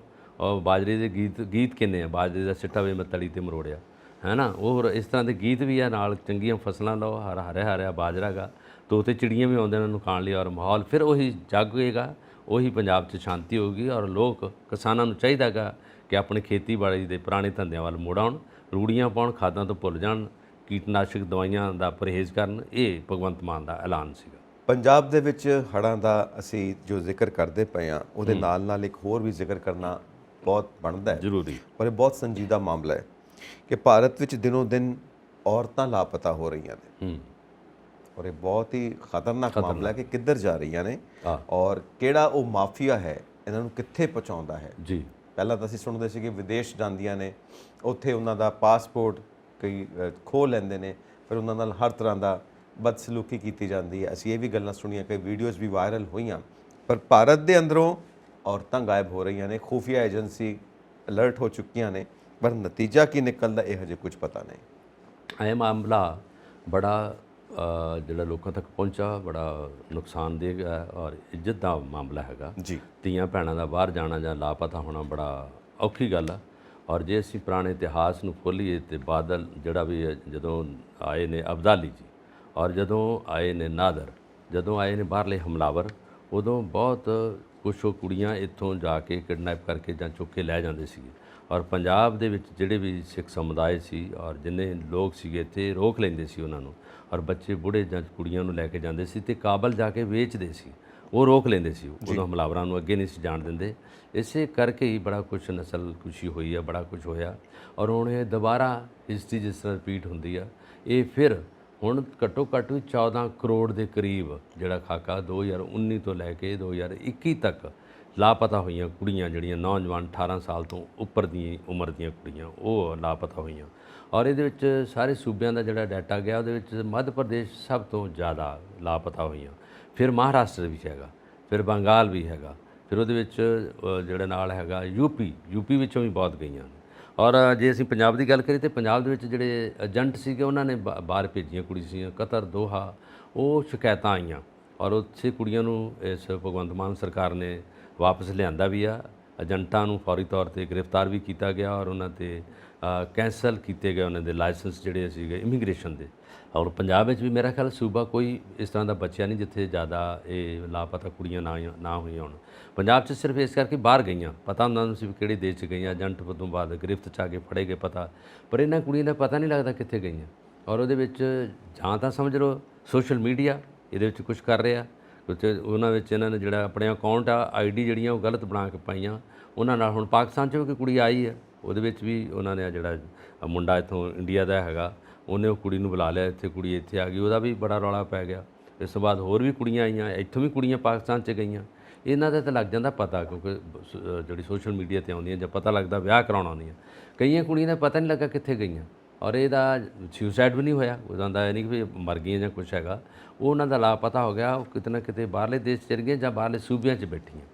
ਜੇ ਕਿਤੇ ਹੈਗਾ ਘਰੋਂ ਚੋਰੀ ਨਿਕਲੀਆਂ, ਚੋਰੀ ਨਿਕਲਣ ਦਾ ਮਤਲਬ ਹੈਗਾ ਕਿ ਜਾਂ ਘਰ ਦੇ ਉੱਤੇ ਉਹਨਾਂ 'ਤੇ ਪ੍ਰੈਸ਼ਰ ਬਣਾ ਕੇ ਬੈਠੇ ਸੀਗੇ, ਜਾਂ ਉਹ ਕਿਸੇ ਹੋਰ ਵਿਆਹ ਕਰਾਉਣਾ ਚਾਹੁੰਦੀਆਂ ਸੀ ਦੂਜੇ ਧਰਮ ਦੇ ਵਿੱਚ, ਦੂਜੇ ਨਸਲ ਦੇ ਵਿੱਚ, ਉਹ ਕਰਦੇ ਨਹੀਂ ਸੀ ਮੰਨਦੇ। ਇਹਦੇ ਵਿੱਚ ਕਈ ਤਰ੍ਹਾਂ ਦੇ ਫੈਕਟਰ ਹੈਗੇ ਆ ਜਿਹੜੇ ਸਰਕਾਰ ਨੂੰ ਲੱਭਣੇ ਚਾਹੀਦੇ ਆ। ਜਦੋਂ 2018 ਤੋਂ 19 ਤੋਂ ਇਹ ਹੋ ਗਏ ਆ ਸਾਰਾ ਕੁਛ, ਸਰਕਾਰ ਨੇ ਕੀ ਕੀਤਾ? ਕੁਛ ਨਹੀਂ ਕੀਤਾ। ਜੇ ਖੁਫੀਆ ਏਜੰਸੀਆਂ ਦੀ ਤੁਸੀਂ ਗੱਲ ਕੀਤੀ ਆ, ਉਹਨਾਂ ਨੇ ਫੜ ਕੇ ਕਿੰਨੇ ਕੁ ਲੋਕ ਅੰਦਰ ਕੀਤੇ ਆ। ਹਾਲਾਂਕਿ ਇੱਥੇ ਕੋਈ ਨਾ ਕੋਈ ਸਾਧਨ, ਕੋਈ ਨਾ ਕੋਈ ਇਨਫੋਰਮੇਸ਼ਨ, ਕੋਈ ਨਾ ਕੋਈ ਇਹਦੇ ਵਿੱਚ ਪਿੱਛੇ ਤਾਂ ਬੰਦਾ ਹੈਗਾ ਜਿਹੜਾ ਕਰ ਰਿਹਾ, ਜਾਂ ਤਾਂ ਲਾਪਤਾ ਕਰਕੇ ਵੇਚ ਰਿਹਾ ਬਾਹਰ, ਬੈਨੀਫਿਟ ਲੈ ਰਿਹਾ, ਜਾਂ ਉਹਦੇ ਵਿੱਚ ਕੋਈ ਗਰੁੱਪ ਬਣਿਆ ਲੇਡੀਜ਼ ਦੇ, ਉਹ ਇਕੱਠੀਆਂ ਹੋ ਕੇ ਲੈ ਕੇ ਜਾਂਦੀਆਂ। ਇਹਦੇ ਵਿੱਚ ਕਈ ਤਰ੍ਹਾਂ ਦੇ ਹੋ ਸਕਦੇ ਆ ਜਿਹੜੇ ਦੇਸ਼ ਦੇ ਇੱਜ਼ਤ ਨੂੰ ਢਾਹ ਲਾ ਰਿਹਾ। ਇਹ ਬਹੁਤ ਵੱਡਾ ਜਿਹੜਾ ਦੇਸ਼ ਦਾ ਰੁਤਬਾ ਹੈਗਾ ਉਹਨੂੰ ਸਿਖਰ ਤੋਂ ਥੱਲੇ ਜ਼ਮੀਨ 'ਤੇ ਲਿਆ ਰਿਹਾ। ਪਰ ਮੌਜੂਦਾ ਸਰਕਾਰ, ਕੇਂਦਰ ਸਰਕਾਰ ਨੂੰ ਇਹਦੇ 'ਤੇ ਕੁਛ ਨਾ ਕੁਛ ਭਰਮਪਾਈ ਕਰਨੀ ਚਾਹੀਦੀ ਹੈ। ਜਿਹੜੀਆਂ ਕੁੜੀਆਂ ਲਾਪਤਾ ਚਲ ਗਈਆਂ ਉਹਨਾਂ ਦੇ ਮਾਂ ਪਿਓ ਨੂੰ ਮਿਲਣਾ ਚਾਹੀਦਾ, ਪੁੱਛਣਾ ਚਾਹੀਦਾ, ਕੇਸ ਹਿਸਟਰੀ ਵੇਖਣੀ ਚਾਹੀਦੀ ਹੈ ਵੀ ਕੁੜੀ ਕਿੱਥੇ ਪੜ੍ਹਦੀ ਹੈ, ਉਹ ਕਿਉਂ ਗਈ ਹੈਗੀ ਆ, ਉਹਦਾ ਕਿੱਥੇ ਲੈਟਰ, ਚਿੱਠੀਆਂ ਕਿੱਥੇ ਉਹਦੇ, ਉਹਦੇ ਰੁਕੇ ਕਿੱਥੇ ਆ, ਉਹਦਾ ਕਿਤਾਬਾਂ ਕਿੱਥੇ ਆ, ਉਹਦੇ ਵਿੱਚੋਂ ਬੜਾ ਕੁਝ ਮਿਲ ਸਕਦਾ ਘਰ ਦੇ ਵਿੱਚੋਂ। ਕਈ ਗਰੀਬ ਲੋਕ ਨੇ, ਕਈ ਵਿਚਾਰੇ ਪੜ੍ਹ ਨਹੀਂ ਸਕਦੇ, ਅਨਪੜ੍ਹ ਵੀ ਹੈਗੇ ਆ, ਪੁਲਿਸ ਨੂੰ ਕੀ ਦੱਸਣਗੇ? ਪਰ ਜੇ ਪੁਲਿਸ ਨੂੰ ਦੱਸਦੇ ਆ, ਪੁਲਿਸ ਅੱਗੇ ਪੈਸੇ ਮੰਗਦੀ ਹੈ। ਲਿਆਓ ਪਹਿਲਾਂ ਬੋਝਾ ਭਰੋ ਪੈਸੇ ਨਾਲ, ਫਿਰ ਅਸੀਂ ਕੁੜੀ ਨੂੰ ਲੱਭਾਂਗੇ। ਲਿਆਓ ਤੇਲ ਪਾਓ ਗੱਡੀਆਂ 'ਚ, ਫਿਰ ਜਾਵਾਂਗੇ। ਇਹ ਪੁਲਿਸ ਬਾਹਰਲੇ ਸੂਬਿਆਂ ਦੀ ਵੀ ਹੈ, ਸਾਡੀ ਪੁਲਿਸ ਦਾ ਵੀ ਇਹੀ ਹਾਲ ਹੈ। ਕੀ ਕਰੂਗਾ ਬੰਦਾ? ਕਈ ਬੰਦੇ ਚੋਰੀਆਂ ਹੋਣ ਦੇ ਬਾਵਜੂਦ ਵੀ, ਘਰ 'ਚ ਸੰਨਾ ਲੱਗਣ ਦੇ ਬਾਵਜੂਦ ਵੀ, ਸੋਨਾ ਚੋਰੀ ਹੋਣ ਦੇ ਬਾਵਜੂਦ ਵੀ ਪੁਲਿਸ ਕੋਲ ਨਹੀਂ ਜਾਂਦੇ ਵੀ ਉਹਨਾਂ ਕੋਲ ਗਏ ਉਹਨਾਂ ਫਿਰ ਪੈਸੇ ਮੰਗਣੇ ਆ। ਅੱਜ ਜਿਹੜਾ ਵੀ ਹੋ ਰਿਹਾ ਬਾਹਰ ਚੋਰੀਆਂ, ਸੋਸ਼ਲ ਮੀਡੀਆ 'ਤੇ ਜੋ ਕੁਝ ਠੱਗੀਆਂ ਹੋ ਰਹੀਆਂ, ਉਹਦੇ ਲਈ ਵੀ ਪੁਲਿਸ ਨਹੀਂ ਜਾਂਦੀ ਬਾਹਰ। ਜੇ ਲੱਭਦੇ ਆ ਤਾਂ ਉਤੋਂ ਪੈਸਾ ਮੰਗਦੇ ਆ, ਆਂਦੇ ਤੁਹਾਡਾ FIR ਲੌਜ ਕਰ ਰਹੇ ਆ। ਇਹ ਹਾਲ ਹੈਗਾ। ਪਰ ਰੋਕਣਾ ਇਹਨੂੰ ਕਿੰਨੇ ਆ? ਸਰਕਾਰ ਨੇ ਹੁਣ ਏਜੰਟਾਂ ਦੇ ਨੱਥ ਪਾਈ ਸੀਗੀ, ਪੰਜਾਬ ਸਰਕਾਰ ਨੇ। ਹੁਣ ਕੋਈ ਨਹੀਂ ਕੇਸ ਹੋਇਆ, ਪਰ ਪਹਿਲੋਂ 700 ਮੁੰਡਾ ਅਜੇ ਵੀ ਕੈਨੇਡਾ ਵਿਚਾਰਾ ਲਟਕ ਰਿਹਾ, ਉਦੋਂ ਪਹਿਲੋਂ ਵੀ ਹੈਗਾ। ਇਹ ਹੈਗਾ, ਤੁਹਾਨੂੰ ਪਤਾ ਆ, ਸਾਡੇ ਦਰਸ਼ਕਾਂ ਨੂੰ ਪਤਾ ਹੈਗਾ। ਅਸੀਂ ਇਸ ਗੱਲ ਨੂੰ ਵਾਰ-ਵਾਰ ਨਹੀਂ ਰਿਪੀਟ ਕਰਦੇ ਕਿਉਂਕਿ ਸਾਰਿਆਂ ਨੂੰ ਪਤਾ ਵੀ ਕੌਣ ਠੱਗੀ ਮਾਰ ਰਿਹਾ ਇਹਦੇ ਵਿੱਚ। ਬਿਲਕੁਲ, ਕਿਉਂਕਿ ਇਹਦੇ ਵਿੱਚ ਜੋ ਮਾਂ-ਬਾਪ ਗਲਤੀਆਂ ਕਰਦੇ ਨੇ ਬਾਹਰ ਭੇਜਣ ਦੇ ਚੱਕਰ ਦੇ ਵਿੱਚ ਆਪਣੇ ਬੱਚਿਆਂ ਨੂੰ, ਉਹਨਾਂ ਨੂੰ ਵੀ ਸਤਰਕ ਰਹਿਣਾ ਚਾਹੀਦਾ। ਬਾਕੀ ਇਹ ਲਾਅ ਐਂਡ ਆਰਡਰ ਦੀ ਤਾਂ ਪ੍ਰੋਬਲਮ ਹੈਗੀ ਹੋਈ ਹੈ, ਔਰ ਅਸੀਂ ਸਾਰੇ ਜਾਣਦੇ ਹਾਂ ਕਿ ਬੱਚਿਆਂ ਦੀ ਤਸਕਰੀ ਹੁੰਦੀ ਹੈ। ਸਹੀ ਗੱਲ। ਛੋਟੇ ਬੱਚਿਆਂ ਦੀ ਵੀ ਹੁੰਦੀ ਹੈ, ਅਸੀਂ ਸਾਰੇ ਜਾਣਦੇ ਹਾਂ। ਔਰ ਭਾਰਤ ਦੇ ਵਿੱਚ ਵੀ ਇਹ ਸਭ ਚੱਲ ਰਿਹਾ ਹੈ ਗੈਰ ਕਾਨੂੰਨੀ ਤਰੀਕੇ ਦੇ ਨਾਲ ਛੁਪਿਆ ਹੋਇਆ, ਔਰ ਉਹਦੇ ਉੱਤੇ ਵੀ ਸਰਕਾਰ ਸ਼ਿਕੰਜਾ ਕੱਸੇ ਔਰ ਕੱਸਦੀ ਵੀ ਹੈ। ਪਰ ਕਈ ਜਗ੍ਹਾ ਦੇ ਉੱਤੇ ਰਿਪੋਰਟਸ ਉੱਦਾਂ ਨਹੀਂ ਮਿਲਦੀਆਂ ਜੋ ਮਿਲਣੀਆਂ ਚਾਹੀਦੀਆਂ ਨੇ। ਔਰ ਕਈ ਵਾਰ ਇਹ ਵੀ ਪਤਾ ਲੱਗਦਾ ਹੈ ਕਿ ਕੁਝ ਬੇਈਮਾਨ ਲੋਕ ਜੋ ਪ੍ਰਸ਼ਾਸਨ ਦੇ ਵਿੱਚ ਨੇ ਉਹ ਨਾਲ ਮਿਲੇ ਹੁੰਦੇ ਨੇ, ਔਰ ਉਹ ਇੱਦਾਂ ਨੈਟਵਰਕ ਵਾਲੇ ਮਾਫੀਆ ਵਾਲਿਆਂ ਦੀ ਮਦਦ ਕਰਦੇ ਨੇ। ਸੋ ਇਹ ਗੱਲਾਂ ਵੀ ਸਾਹਮਣੇ ਆਉਂਦੀਆਂ ਕਿਉਂਕਿ ਪੈਸਾ, ਈਮਾਨ ਵੇਚਿਆ ਹੋਇਆ ਜਿਨ੍ਹਾਂ ਨੇ, ਉਹ ਕੁਝ ਵੀ ਕਰਦੇ ਨੇ ਪੈਸੇ ਵਾਸਤੇ। ਇਹ तमाम ਗੱਲਾਂ ਵਿੱਚ ਇਹਦੇ ਆ ਜਾਂਦੀਆਂ ਨੇ। ਸੋ ਅਸੀਂ ਨਾਲ ਆਪਣੇ ਗੁਆਂਢੀ ਮੁਲਕ ਦੀ ਗੱਲ ਕਰਾਂਗੇ, ਪਾਕਿਸਤਾਨ ਦੀ। ਉੱਥੇ ਵੀ ਹੜ੍ਹ ਆਏ ਔਰ ਉਹਨਾਂ ਨੇ ਸਾਡੀ ਮਦਦ ਵੀ ਕੀਤੀ, ਆਪਣੇ ਗੇਟ ਖੋਲ੍ਹੇ, ਪੰਜਾਬ ਦੇ ਹੜ੍ਹਾਂ ਨੂੰ ਸੰਭਾਲਣ ਦੇ ਵਿੱਚ ਸਾਡੀ ਮਦਦ ਕੀਤੀ। ਤੇ ਪੰਜਾਬ ਦਾ ਇਲਾਕਾ ਉਧਰ ਵੀ ਹੈ, ਚੜ੍ਹਦਾ ਪੰਜਾਬ, ਲਹਿੰਦਾ ਪੰਜਾਬ, ਅਸੀਂ ਹਮੇਸ਼ਾ ਗੱਲ ਕਰਦੇ ਹਾਂ। ਸੋ ਪਾਕਿਸਤਾਨ ਦੇ ਵਿੱਚ ਕਿਉਂਕਿ ਉੱਥੇ ਅੱਤਵਾਦ ਰਿਹਾ ਹੈ, ਔਰ ਅੱਜ ਵੀ ਅੱਤਵਾਦ ਦਾ ਉੱਥੇ ਦੌਰ ਚੱਲਦਾ ਹੈ। ਵਿੱਚ ਆਤਮਘਾਤੀ ਹਮਲਾ ਹੋਇਆ ਪਾਕਿਸਤਾਨ ਦੇ ਵਿੱਚ, ਕਿਉਂਕਿ ਅਫਗਾਨਿਸਤਾਨ ਨਾਲ ਵੀ ਉਹਦਾ ਦਾ ਬਾਰਡਰ ਲੱਗਦਾ, ਉੱਧਰੋਂ ਵੀ ਕੋਈ ਨਾ ਕੋਈ ਚੱਕਰ ਪੈਂਦਾ ਰਹਿੰਦਾ। ਔਰ ਪਿੱਛੋਂ ਅਮਰੀਕਾ ਨੇ ਵੀ ਰਿਪੋਰਟ ਦਿੱਤੀ ਸੀ ਕਿ ਅਫਗਾਨ ਦੇ ਜਿਹੜੇ ਨਾਗਰਿਕ ਨੇ ਉਹਨਾਂ ਵਿੱਚ ਅੱਤਵਾਦੀ ਨਹੀਂ ਹੈਗੇ, ਉਹ ਕੋਈ ਵੀ ਪਾਕਿਸਤਾਨ ਦੇ ਵਿੱਚ ਇੱਦਾਂ ਦੀ ਘਟਨਾ ਨਹੀਂ ਕਰ ਸਕਦੇ, ਅਸੀਂ ਨਾਲ ਖੜ੍ਹੇ ਹਾਂ। ਪਾਕਿਸਤਾਨ ਦੀ ਐਡਮਿਨਿਸਟ੍ਰੇਸ਼ਨ ਨੇ ਕਿਹਾ ਸੀ ਕਿ ਸਾਨੂੰ ਉੱਧਰੋਂ ਖਤਰਾ ਲੱਗਦਾ ਹੈ। ਹੁਣ ਇਹ ਸਾਹਮਣੇ ਆਈ ਹੈ ਗੱਲ ਕਿ ਇੱਕ ਆਤਮਘਾਤੀ ਹਮਲਾ ਹੋਇਆ ਜਿਹਦੇ ਵਿੱਚ 44 ਬੰਦੇ ਮਾਰੇ ਗਏ ਨੇ ਤੇ 100 ਤੋਂ ਵੱਧ ਜ਼ਖਮੀ ਹੋਏ ਨੇ। ਇਹ ਸਾਡੇ ਗੁਆਂਢੀ ਮੁਲਕ ਪਾਕਿਸਤਾਨ ਦੀ ਰਿਪੋਰਟ ਹੈ। ਹਾਂ, ਇਹ ਰਿਪੋਰਟ ਹੁਣੇ ਪਤਾ ਲੱਗਿਆ ਕਿ ਇਹਦੇ ਵਿੱਚ ਜਿਹੜਾ ਉਹਨਾਂ ਦੇ ਆਪਣੇ ਦੇਸ਼ ਦੀ ਜਿਹੜੀ ਸਾਰੀ ਜਥੇਬੰਦੀਆਂ ਨੇ, ਉਹਨਾਂ 'ਚ ਸੋ ਕਾਲਡ ਜਥੇਬੰਦੀ ਜਿਹੜੀ ਹੈਗੀ ਆ ਇਸਲਾਮਿਕ ਜਥੇਬੰਦੀ, ਉਹਨਾਂ ਨੇ ਇੱਕ ਆਪਣਾ ਉੱਥੇ ਵੱਡਾ ਸਮਾਗਮ ਕੀਤਾ ਸੀਗਾ। ਇਹ ਦਰਾ ਖੈਬਰ ਪਖਤਾਨੋਵ ਏਰੀਆ ਹੈਗਾ, ਜਿਹੜਾ ਦਰਾ ਖੈਬਰ ਇੱਧਰ ਇੰਡੀਆ ਵੱਲ ਨੂੰ ਖੁੱਲਦਾ ਸੀ, ਪੰਜਾਬ ਨੂੰ ਖੁੱਲਦਾ। ਹਾਂਜੀ, ਉਸ ਦਰਾ ਖੈਬਰ ਦੇ ਨੇੜੇ ਪਖਤਾਨੋਵ ਏਰੀਆ, ਉਹਦੇ ਵਿੱਚ ਪਠਾਨ ਲੋਕ ਜ਼ਿਆਦਾ ਹੁੰਦੇ ਆ, ਬਲੋਚ ਆ। ਉਹ ਜਦੋਂ ਬੈਠੇ ਸੀ ਉੱਥੇ ਜਦ ਸਮਾਗਮ ਕਰਦੇ ਸੀ, ਉਹਦੇ ਵਿੱਚ ਕੋਈ ਆਤਮਘਾਤੀ ਜਥੇਬੰਦੀ ਆਈ ਆ, ਉਹਨਾਂ ਨੇ ਆ ਕੇ ਬੰਬਾਰਮੈਂਟ ਕੀਤੀ ਆ। ਉਹਦੇ ਵਿੱਚ ਜਿਹੜਾ ਇੱਕ ਉਹਨਾਂ ਦਾ ਹੈੱਡ ਆ, ਜਿਹੜੀ ਜਥੇਬੰਦੀ ਆ, ਉਹ ਮਾਰਿਆ ਗਿਆ। ਉਹਦੇ ਨਾਲ 44 ਹੋਰ ਜਿਹੜੇ ਆ ਇੱਕ ਥਾਂ ਹੀ ਮਾਰੇ ਗਏ, ਔਨ ਦਾ ਸਪਾਟ ਹੀ ਉਹਨਾਂ ਦੀ ਡੈਥ ਹੋ ਗਈ, ਔਰ 100 ਤੋਂ ਉੱਪਰ ਬੰਦੇ ਜ਼ਖਮੀ ਹੋ ਗਏ। ਔਰ ਇਸ ਤਰ੍ਹਾਂ ਲੈਸ ਹੋ ਕੇ ਹਥਿਆਰਾਂ ਨਾਲ ਆਏ ਆ। ਜਿਸ ਤਰ੍ਹਾਂ ਤੁਸੀਂ ਗੱਲ ਕੀਤੀ ਅਫਗਾਨਿਸਤਾਨ ਦੀ, ਔਰ ਅਫਗਾਨਿਸਤਾਨ 'ਚ ਵੀ ਜਿਹੜਾ ਅਸਲਾ, ਜਿਹੜਾ ਵੈਪਨ ਆ, ਉਹ ਅਮਰੀਕਾ ਤੋਂ ਬਾਹਰਲੇ ਦੇਸ਼ਾਂ 'ਚੋਂ ਆ ਰਿਹਾ, ਰਸ਼ੀਆ 'ਚੋਂ ਆ ਰਿਹਾ, ਔਰ ਉਹ ਅਸਲਾ ਹੀ ਲੈ ਕੇ ਇਹਨਾਂ ਨੇ ਹਮਲੇ ਕੀਤੇ ਆ। ਔਰ ਉਹ 'ਚ ਬੜੇ ਜਿਹੜੇ ਹਥਿਆਰ ਆ, ਬੜੇ ਵੈਪਨ ਬੜੇ ਇਸ ਤਰ੍ਹਾਂ ਦੇ ਹੈਗੇ ਆ ਜਿਹੜੇ ਸਵੈਚਾਲਕ ਆਪੇ ਚੱਲਣ ਵਾਲੇ ਹੈਗੇ ਆ। ਔਰ ਤੁਸੀਂ ਅਫਗਾਨਿਸਤਾਨ ਦੇ ਏਰੀਏ 'ਚ ਦੇਖੋ, ਉੱਥੇ ਕੁੜੀਆਂ ਵੀ ਮੋਟਰ ਗਨਾਂ ਚਲਾਉਂਦੀਆਂ। ਇੰਨਾ ਹੈਗਾ, ਹਰ ਬੰਦੇ ਕੋਈ ਇਹ ਜਿਹੜੀ ਚਲਾਉਣ ਦੀ, ਉਹਨੂੰ ਆਪਰੇਟ ਕਰਨ ਦੀ ਥੋੜ੍ਹੀ ਬਹੁਤ ਉਹਨਾਂ ਨੂੰ ਅਕਲ ਹੈ। ਔਰ ਇਸ ਅਕਲ ਨੇ ਲੋਕਾਂ ਨੂੰ ਬੇਅਕਲ ਕਰ ਦਿੱਤਾ। ਔਰ ਜੇ ਅਸੀਂ ਵੈਪਨ ਚਲਾਉਂਦੇ ਹਾਂ, ਆਪਣੀ ਸੈਲਫ ਪ੍ਰੋਟੈਕਸ਼ਨ ਲਈ ਰੱਖਣਾ ਚਾਹੀਦਾ, ਨਾ ਕਿ ਲੋਕਾਂ ਨੂੰ ਮਾਰ ਲਈ। ਹੁਣ ਜਿੰਨੇ ਲੋਕ ਉੱਥੇ ਮਰ ਗਏ ਆ, ਉਹਦਾ ਹੁਣ ਸ਼ਹਿਬਾਜ਼ ਸ਼ਰੀਫ ਨੇ, ਜਿਹੜੇ ਉੱਥੋਂ ਦੇ ਮੁੱਖ ਮੰਤਰੀ, ਉਹਨੇ ਕਿਹਾ ਕਿ ਇਸ ਦੇ ਵਿੱਚ ਅਸੀਂ ਉਹ ਸਾਰੇ ਜਿਹੜੇ ਹਮਲਾ ਕਰਨ ਵਾਲੇ ਨੇ, ਉਹਨਾਂ ਦੇ ਕਰਿੰਦਿਆਂ ਨੂੰ ਅਸੀਂ ਫੜਾਂਗੇ, ਉਹਨਾਂ ਦੀ ਜਥੇਬੰਦੀ ਨੂੰ ਅਸੀਂ ਤੋੜਾਂਗੇ, ਔਰ ਉਹਦੇ ਵਿੱਚ ਅਸੀਂ ਫੌਜ ਲਾ ਦਿੱਤੀ ਆ। ਔਰ ਉਹ ਕਹਿੰਦੇ ਕਿ ਉਹਨਾਂ ਨੇ ਕਿਹਾ ਕਿ ਜਿਹੜੀ ਪਹਿਲੀ ਸਿਆਸੀ ਪਾਰਟੀ ਸੀ ਇਮਰਾਨ ਖਾਨ ਦੇ ਵੇਲੇ ਵੀ ਬਹੁਤ ਇਸ ਤਰ੍ਹਾਂ ਦੇ ਹੋਏ ਆ, ਨਾ ਕੇਵਲ ਮੇਰੇ ਟਾਈਮ 'ਤੇ ਹੋਏ ਆ, ਮੈਂ ਵੀ ਇਸ ਚੀਜ਼ ਨੂੰ ਕੰਟਰੋਲ ਕਰਨ ਦਾ ਯਤਨ ਕਰ ਰਿਹਾ। ਔਰ ਉਹਨਾਂ ਨੇ ਕਿਹਾ ਕਿ ਪੰਜਾਬ ਦੇ ਜਿਹੜੀ ਉੱਥੇ ਸਾਡੀ ਸੁਰੱਖਿਆ ਬਲ ਨੇ, ਅਸੀਂ ਉੱਧਰ ਵੀ ਲਾ ਦਿੱਤੇ ਆ। ਹੁਣ ਅਸੀਂ ਚਾਹੁੰਦੇ ਹਾਂ ਕਿ ਸ਼ਾਂਤੀ ਬਹਾਲ ਛੇਤੀ ਕਰੀਏ, ਪਰ ਜਿਹੜੀਆਂ ਵਿਛੜ ਚੁੱਕੀਆਂ ਰੂਹਾਂ ਨੇ, ਉਹਨਾਂ ਨੂੰ ਅਸੀਂ ਕੁਝ ਵੀ ਨਹੀਂ ਦੇ ਸਕਦੇ। ਔਰ ਪਾਕਿਸਤਾਨ ਦੇ ਵਿੱਚ ਇਹ ਕਈ ਵਾਰੀ ਇੱਦਾਂ ਦੀਆਂ ਵਾਰਦਾਤਾਂ ਬਹੁਤ ਹੁੰਦੀਆਂ। ਔਰ ਇਹ ਬਹੁਤ ਹੀ ਜਿਹੜੇ ਮੈਂ ਗੱਲ ਦੱਸੀ ਹੈ, ਪਠਾਨ ਔਰ ਬਲੋਚ ਔਰ ਸਿੰਧ, ਇਹ ਇਹਨਾਂ ਦੇ ਵਿੱਚ ਜ਼ਿਆਦਾ ਰੌਲਾ ਪੈਂਦਾ। ਇਹ ਲੜਾਕੂ ਹੈਗੇ ਨੇ ਪੂਰੇ, ਔਰ ਦੇਖੋ ਆਪੋ ਵਿੱਚ ਹੀ ਮਰਦੇ ਆ, ਆਪੋ ਵਿੱਚ ਹੀ ਲੜਦੇ ਆ। ਅਸੀਂ ਤਾਂ ਮਨੀਪੁਰ ਦੀ ਗੱਲ ਕਰਦੇ, ਉੱਥੇ ਅੱਗਾਂ ਲਾ ਦਿੰਦੇ ਆ, ਤਾਂ ਉਹਨਾਂ ਦੇ ਦੇਸ਼ 'ਚ ਵੀ ਇਹੀ ਹੋ ਰਿਹਾ। ਸਾਈਕੀ ਆਦਮੀ ਦੀ ਇੱਕ ਤਰ੍ਹਾਂ ਦੀ ਹੈਗੀ ਆ, ਆਪਣੇ ਲੋਕਾਂ ਨੂੰ ਆਪ ਹੀ ਮਾਰਦੇ ਆ, ਆਪ ਹੀ ਉਹਨਾਂ ਨੂੰ ਨੁਕਸਾਨ ਪਹੁੰਚਾਉਂਦੇ ਆ। ਤੁਸੀਂ ਜੇ ਲੜਨਾ ਤਾਂ ਕਿਤੇ ਬਾਹਰ, ਕਿਤੇ ਚੱਜ ਦੇ ਥਾਂ 'ਤੇ ਲੜੋ, ਜਿੱਥੇ ਸਰਹੱਦਾਂ 'ਤੇ ਤੁਹਾਡੀ ਦੇਸ਼ ਨੂੰ ਖਤਰਾ ਹੈਗਾ, ਤੁਹਾਡੀ ਜਗ੍ਹਾ ਉਹ ਲੈ ਕੇ ਜਾ ਰਹੇ ਆ, ਤੁਹਾਨੂੰ ਉਹ ਵੰਗਾਰਦੇ ਆ, ਤੁਸੀਂ ਉਹਨਾਂ ਦਾ ਚੈਲੰਜ ਕਬੂਲ ਕਰੋ। ਆਪਣੇ ਬੰਦੇ ਨਾਲ ਕੀ ਲੜਦੇ ਜੇ? ਆਪਣੇ ਭਰਾਵਾਂ ਨੂੰ ਕਿਉਂ ਮਾਰ ਰਹੇ ਜੇ? ਆਪਣੀਆਂ ਭੈਣਾਂ ਨੂੰ ਕਿਉਂ ਮਾਰ ਰਹੇ ਜੇ? ਹੈ ਨਾ, ਉਹਨਾਂ ਦੀ ਕਿਉਂ ਇੱਜ਼ਤ ਲੁੱਟ ਰਹੇ ਜੇ? ਕੋਈ ਥੋੜ੍ਹਾ ਬਹੁਤ ਸ਼ਰਮ ਨੂੰ ਹੱਥ ਮਾਰੋ, ਕੋਈ ਇੱਜ਼ਤ ਵਾਲੇ ਪਾਸੇ ਆਓ, ਨੁਕਸਾਨ ਤੋਂ ਦੂਰ ਰਹੋ। ਇਹ ਬਿਲਕੁਲ ਇਹ ਚੀਜ਼ਾਂ ਦੇਖਣੀਆਂ ਚਾਹੀਦੀਆਂ ਨੇ। ਔਰ ਦੇਖੋ ਜਾਨਾਂ ਤਾਂ ਕਿਤੇ ਵੀ ਜਾਣ, ਸਹੀ ਗੱਲ, ਇਨਸਾਨੀ ਜਾਨਾਂ ਨੇ, ਆਹ ਔਰ ਪਤਾ ਨਹੀਂ ਇਹ ਕੀ ਇਹਨਾਂ ਦੇ ਦਿਮਾਗ 'ਚ ਚੱਲਦਾ ਔਰ ਕੀ ਇਹਦੇ ਵਿੱਚੋਂ ਨਿਕਲਦਾ ਲੋਕਾਂ ਨੂੰ ਮਾਰ ਕੇ। ਆਹ ਇਹ ਕੀ ਦਹਿਸ਼ਤ ਫੈਲਾ ਕੇ ਕੀ ਸਿੱਧ ਕਰਨਾ ਚਾਹੁੰਦੇ ਨੇ, ਕੀ ਹਾਸਿਲ ਕਰਨਾ ਚਾਹੁੰਦੇ ਨੇ, ਚੌਧਰ ਦੇ ਭੁੱਖੇ ਆ, ਚੌਧਰ ਹੈ। ਕਿ ਇਹਦੇ 'ਚ ਬਣਦਾ ਕੀ ਸੋ ਕਾਲਡ ਬਣਾਈਆਂ ਨਾ, ਜਿਹੜੀ ਸੋ ਕਾਲਡ ਜਿਹੜੀਆਂ ਆਪ ਬਣਾਈਆਂ ਜਥੇਬੰਦੀਆਂ, ਉਹਨਾਂ ਦੇ ਆਗੂ ਹੈਗੇ ਆ। ਉਹਨਾਂ ਦਾ ਮਨਸ਼ਾ ਹੁੰਦਾ ਵੀ ਜਿਹੜੀ ਸਰਕਾਰ ਹੁਣ ਬੈਠੀ ਹੈ ਇਹਨੂੰ ਥੋੜ੍ਹਾ ਜਿਹਾ ਆਵਾਜ਼ਾਰ ਕਰੀਏ, ਰੌਲਾ ਪਾਈਏ, ਮਾਰੀਏ। ਜਿੱਦਾਂ ਗੈਂਗਸਟਰ ਸਾਡੇ ਵਾਲੇ ਪਾਸੇ ਆ ਜਾਂਦੇ, ਪੰਜਾਬ 'ਚ ਗੈਂਗਬਾਦ ਆ ਜਾਂਦਾ, ਮੁੰਡੇ ਮਾਰ ਦਿੰਦੇ ਆ, ਕਈ ਕੁਝ ਕਰ ਦਿੰਦੇ ਆ, ਅਫੜਾ ਤਫੜੀ ਮਚਾ ਦਿੰਦੇ ਆ। ਇਸ ਕਰਕੇ ਕਿ ਜਿਹੜੀ ਸਰਕਾਰ ਹੈ ਉਹ ਤਰੀਕੇ ਨਾਲ ਕੰਮ ਨਾ ਕਰੇ, ਸ਼ਾਂਤੀ ਨਾਲ ਕੰਮ ਨਾ ਕਰੇ, ਲੋਕਾਂ ਨੂੰ ਸਹੂਲਤਾਂ ਨਾ ਦੇਵੇ, ਅਫੜਾ ਦਫੜੀ 'ਚ ਰਵੇ, ਤੇ ਲੋਕ ਇਹਨਾਂ ਤੋਂ ਨਾਰਾਜ਼ ਹੋ ਜਾਣ ਤੇ ਦੂਜੀ ਸਰਕਾਰ ਆ ਜਾਏ। ਇਹਦੇ ਪਿੱਛੇ ਕਈ ਮਨਸ਼ੇ ਹੁੰਦੇ, ਕਈ ਮਨਸ਼ੇ ਹੁੰਦੇ ਨੇ। ਔਰ ਅਸੀਂ ਜੇ ਸਿੱਧੀ ਸਾਦੀ ਗੱਲ ਕਰੀਏ, ਆਹ ਇੱਕ ਆਮ ਲੋਕਾਂ ਦੇ ਨਜ਼ਰੀਏ ਨਾਲ, ਪਹਿਲਾ ਵਿਸ਼ਵ ਯੁੱਧ ਹੋਇਆ, ਦੂਸਰਾ ਵਿਸ਼ਵ ਯੁੱਧ ਹੋਇਆ, ਕਿਹਨੂੰ ਫਾਇਦਾ ਹੋਇਆ? ਕਿਸੇ ਨੂੰ ਨਹੀਂ ਨੁਕਸਾਨ ਹੋਇਆ, ਫਾਇਦਾ ਨੁਕਸਾਨ ਹੈ ਔਰ ਜਾਨਾਂ ਗਈਆਂ। ਯੂਕਰੇਨ ਦਾ ਯੁੱਧ ਚੱਲਦਾ ਪਿਆ ਰਸ਼ੀਆ ਨਾਲ, ਦੋ ਪਾਸੇ ਨਹੀਂ, ਸਾਰੇ ਪਾਸੇ ਲੋਕ ਮਰ ਰਹੇ ਉੱਥੇ, ਨੁਕਸਾਨ ਹੈ।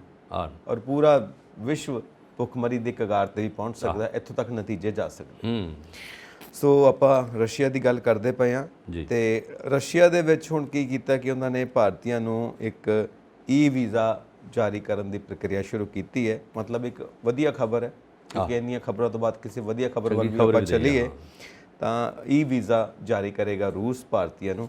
ਇਹ ਖੁਸ਼ਖਬਰੀ ਹੈ ਭਾਰਤੀਆਂ ਵਾਸਤੇ। ਹਾਂ, ਰਸ਼ੀਆ ਬਹੁਤ ਵੱਡਾ ਦੇਸ਼ ਹੈ ਖੇਤਰਫਲ ਦੇ ਲਿਹਾਜ਼ ਨਾਲ, ਔਰ ਸੁਪਰ ਪਾਵਰ ਵੀ ਹੈ। ਔਰ ਹਾਲਾਂਕਿ ਉੱਥੇ ਤੁਸੀਂ ਹੁਣੇ ਲੜਾਈ ਦੀ ਗੱਲ ਕੀਤੀ, ਲੜਾਈ ਵੀ ਲੱਗੀ ਹੈ ਯੂਕਰੇਨ ਨਾਲ। ਉਹ ਯੂਕਰੇਨ ਨੂੰ ਫਿਰ ਹਥਿਆਉਣਾ ਚਾਹੁੰਦਾ, ਉਹਦਾ ਇਲਾਕਾ ਆਪਣੀ ਕਬਜ਼ੇ 'ਚ ਲਿਆਉਣਾ ਚਾਹੁੰਦਾ। ਅਮਰੀਕਾ ਯੂਕਰੇਨ ਦੀ ਹੈਲਪ ਕਰ ਰਿਹਾ। ਉੱਥੇ ਵੀ ਕਈ ਤਰ੍ਹਾਂ ਦੀਆਂ ਲੌਬੀਜ਼ ਬਣੀਆਂ। ਪਰ ਆਹ ਜਿਹੜੀ ਖੁਸ਼ੀ ਦੀ ਖਬਰ, ਅਸੀਂ ਲੜਾਈ ਵਾਲੇ ਪਾਸੇ ਨਾ ਜਾਈਏ, ਇਹ ਖੁਸ਼ੀ ਦੀ ਖਬਰ ਅਸੀਂ ਸਾਂਝੀ ਕਰ ਰਹੇ ਹਾਂ ਆਪਣੇ ਸਾਰੇ ਦਰਸ਼ਕਾਂ ਨਾਲ ਕਿ ਈ ਵੀਜ਼ਾ ਦੀ ਪ੍ਰਕਿਰਿਆ ਸ਼ੁਰੂ ਕਰ ਦਿੱਤੀ ਉਹਨਾਂ ਨੇ। ਜਿਹੜੇ ਉਹਦੇ ਵਿੱਚ ਬਾਕੀ ਲੈਂਦੇ ਸੀ ਕਾਗਜ਼, ਡਾਕੂਮੈਂਟਸ ਜੇ ਉਹਨਾਂ ਨੂੰ ਇਹਨਾਂ ਨੇ ਜ਼ੀਰੋ ਕਰ ਦਿੱਤਾ ਹੈਗਾ।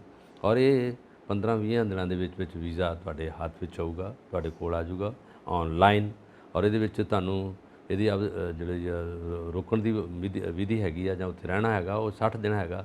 ਔਰ ਤੁਸੀਂ ਸਾਰੇ ਸੂਬਿਆਂ ਵਿੱਚ, ਕਿੰਨਾ ਵੱਡਾ ਰਸ਼ੀਆ ਹੈਗਾ, ਉਹਨਾਂ 'ਚ ਘੁੰਮ ਸਕਦੇ ਜੇ। ਇਹ ਨਹੀਂ ਕਿ ਤੁਸੀਂ ਅੱਗੇ ਹੁੰਦਾ ਸੀਗਾ ਇੱਕ ਵੀਜ਼ਾ ਲਵਾਇਆ ਤੁਸੀਂ ਇੱਕ ਏਰੀਆ ਦਾ, ਉੱਥੇ ਰਹੋਗੇ, ਦੂਜੇ 'ਚ ਨਹੀਂ ਜਾਓਗੇ।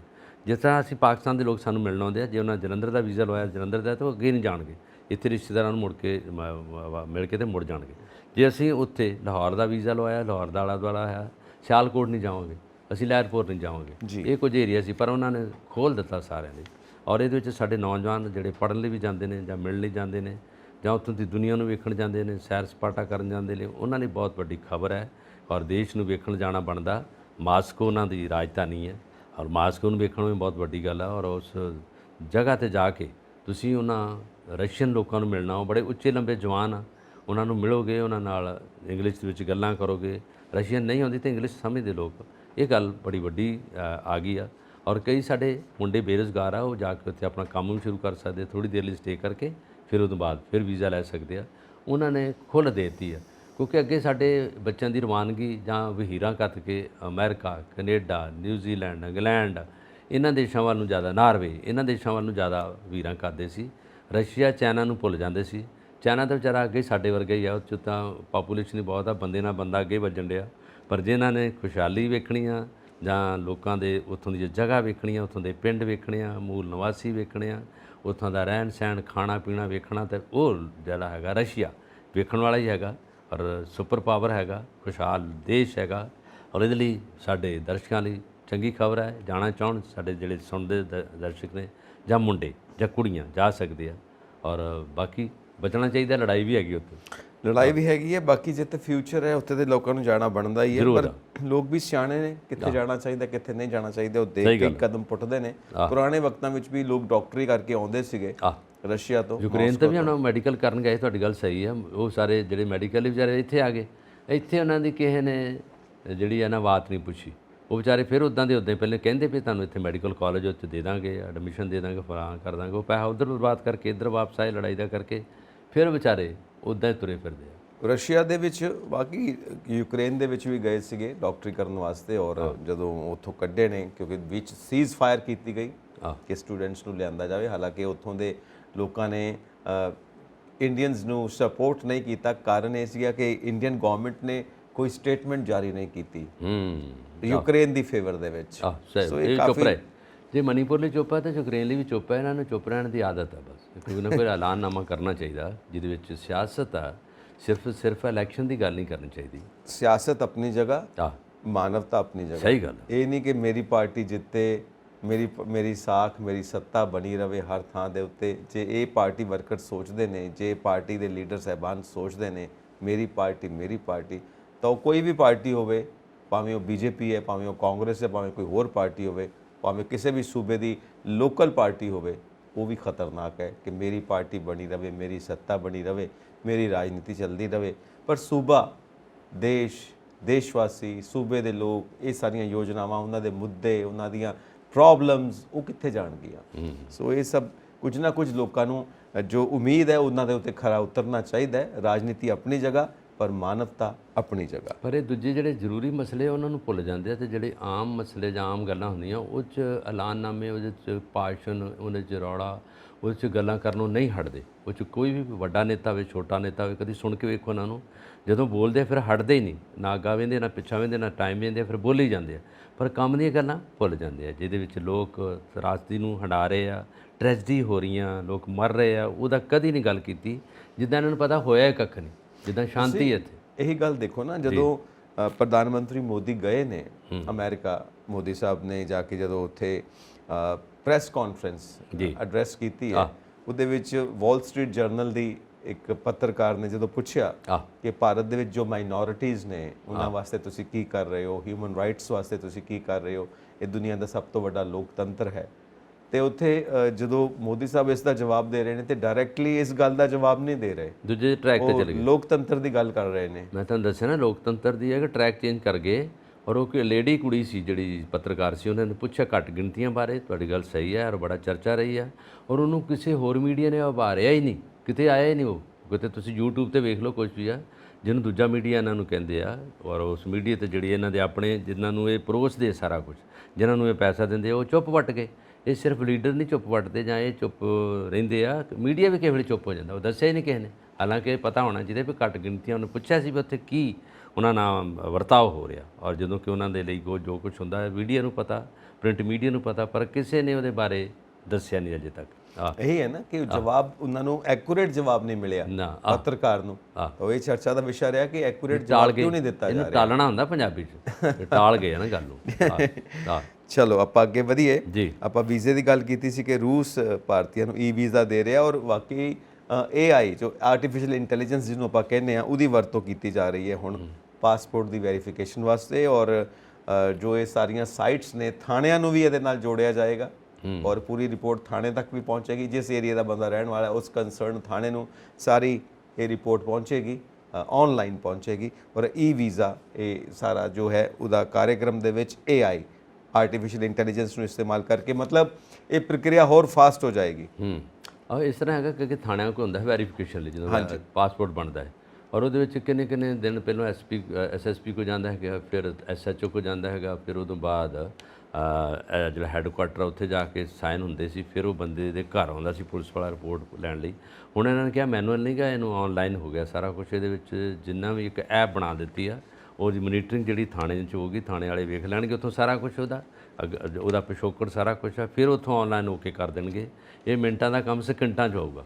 ਔਰ ਬਹੁਤ ਤੇਜ਼ੀ 'ਚ ਹੋਊਗਾ। ਅੱਗੇ 3-3 ਮਹੀਨੇ ਲੱਗ ਜਾਂਦੇ ਸੀ ਪੁਲਿਸ ਵੈਰੀਫਿਕੇਸ਼ਨ ਹੋਣ ਲਈ।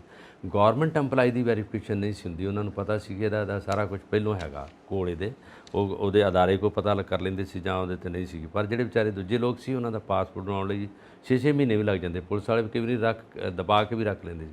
ਪਰ ਹੁਣ ਲਿਮਟ ਟਾਈਮ ਦੇ ਵਿੱਚ ਉਹਦੇ ਵਿੱਚ ਐਪ ਬਣਾਤੀ ਹੈ, ਮੋਨੀਟਰਿੰਗ ਉੱਥੋਂ ਹੋਊਗੀ, ਹਰ ਥਾਣੇ ਦੇ ਵਿੱਚੋਂ ਪਤਾ ਲੱਗੂਗਾ। ਔਰ ਜਿਹੜਾ ਤੁਸੀਂ ਇੰਟੈਲੀਜੈਂਸ ਆਰਟੀਫਿਸ਼ੀਅਲ ਦੀ ਗੱਲ ਕੀਤੀ ਹੈ ਉਹਦੇ ਰਾਹੀਂ ਉਸ ਕੀਤਾ ਜਾਊਗਾ। ਇਹਨੂੰ ਬੜਾ ਵਧੀਆ ਤਰੀਕੇ ਨਾਲ ਯੂਟੀਲਾਈਜ਼ ਕਰਨਗੇ, ਇਸ ਕਰਕੇ ਕਰਨਗੇ ਕਿ ਬਹੁਤ ਲੋਕ ਬਾਹਰ ਦੀ ਜਿਹੜੀ ਹੈਗੀ ਆ ਉਹ ਹਵਾ ਲੈਣਾ ਚਾਹੁੰਦੇ, ਬਾਹਰ ਜਾਣਾ ਚਾਹੁੰਦੇ ਆ। ਕਈ ਤਾਂ ਜਾਂਦੇ ਘੁੰਮਣ ਫਿਰਨ, ਜਿੱਦਾਂ ਅਸੀਂ ਗੋਆ ਜਾਂਦੇ ਹਾਂ, ਹੈ ਨਾ, ਉੱਥੇ ਵਿੱਚ ਅਸੀਂ ਘੁੰਮਦੇ ਹਾਂ, ਪੰਚਮ ਗੋਆ ਜਾਂਦੇ ਹਾਂ, ਉੱਥੇ ਲੋਕਾਂ ਨੂੰ ਵੇਖਦੇ ਹਾਂ ਔਰ ਪੁਰਤਗਾਲਾਂ ਦੇ ਟਾਈਮ ਦਾ ਉੱਥੇ ਕੀ ਕੁਝ ਬਣਿਆ ਉਹ ਵੇਖਦੇ ਹਾਂ। ਤਾਂ ਇਸੇ ਕਰਕੇ ਅਸੀਂ ਬਾਹਰਲੇ ਦੇਸ਼ਾਂ 'ਚ ਵੀ ਜਾਂਦੇ ਵੇ ਘੁੰਮਣ ਫਿਰਨ। ਅਤੇ ਕਈ ਜਾਂਦੇ ਆ ਰੋਜ਼ੀ ਰੋਟੀ ਲਈ, ਪੈਸਾ ਕਮਾਉਣ ਲਈ, ਔਰ ਉਹ ਉਹਨਾਂ ਨੂੰ ਪਾਸਪੋਰਟ ਚਾਹੀਦਾ ਜਲਦੀ। ਜਿੱਦਾਂ ਹੁਣ ਵੀਜ਼ੇ ਦੀ ਗੱਲ ਕੀਤੀ ਆ, ਉਹ 'ਚ ਵੀ ਬਹੁਤ ਜਲਦੀ ਆ ਗਿਆ। ਇਹ ਸੋਸ਼ਲ ਮੀਡੀਆ ਨੇ ਕਰ ਦਿੱਤਾ ਸਾਰਾ ਕੁਝ ਉਹਦੇ ਵਿੱਚ ਜੋ ਹੈਗਾ। ਜਿਹੜਾ ਇਹ ਵੀ ਹੈਗਾ ਅਮਰੀਕਾ 'ਚ ਤਾਂ ਅੱਗੇ ਚੱਲ ਰਿਹਾ ਸੀਗਾ, ਜਿਹੜੇ ਡਿਵੈਲਪਿੰਗ ਕੰਟਰੀ ਇਹਨਾਂ 'ਚ ਹੁਣ ਇੰਟਰੋਡਿਊਸ ਹੋਇਆ। ਹੁਣ ਇਹਦੇ ਨਾਲ ਜਿਹੜੇ ਲੋਕ ਆ ਉਹਨਾਂ ਨੂੰ ਥੋੜ੍ਹਾ ਜਿਹਾ ਸੁੱਖ ਦਾ ਸਾਹ ਆ ਜਾਊਗਾ।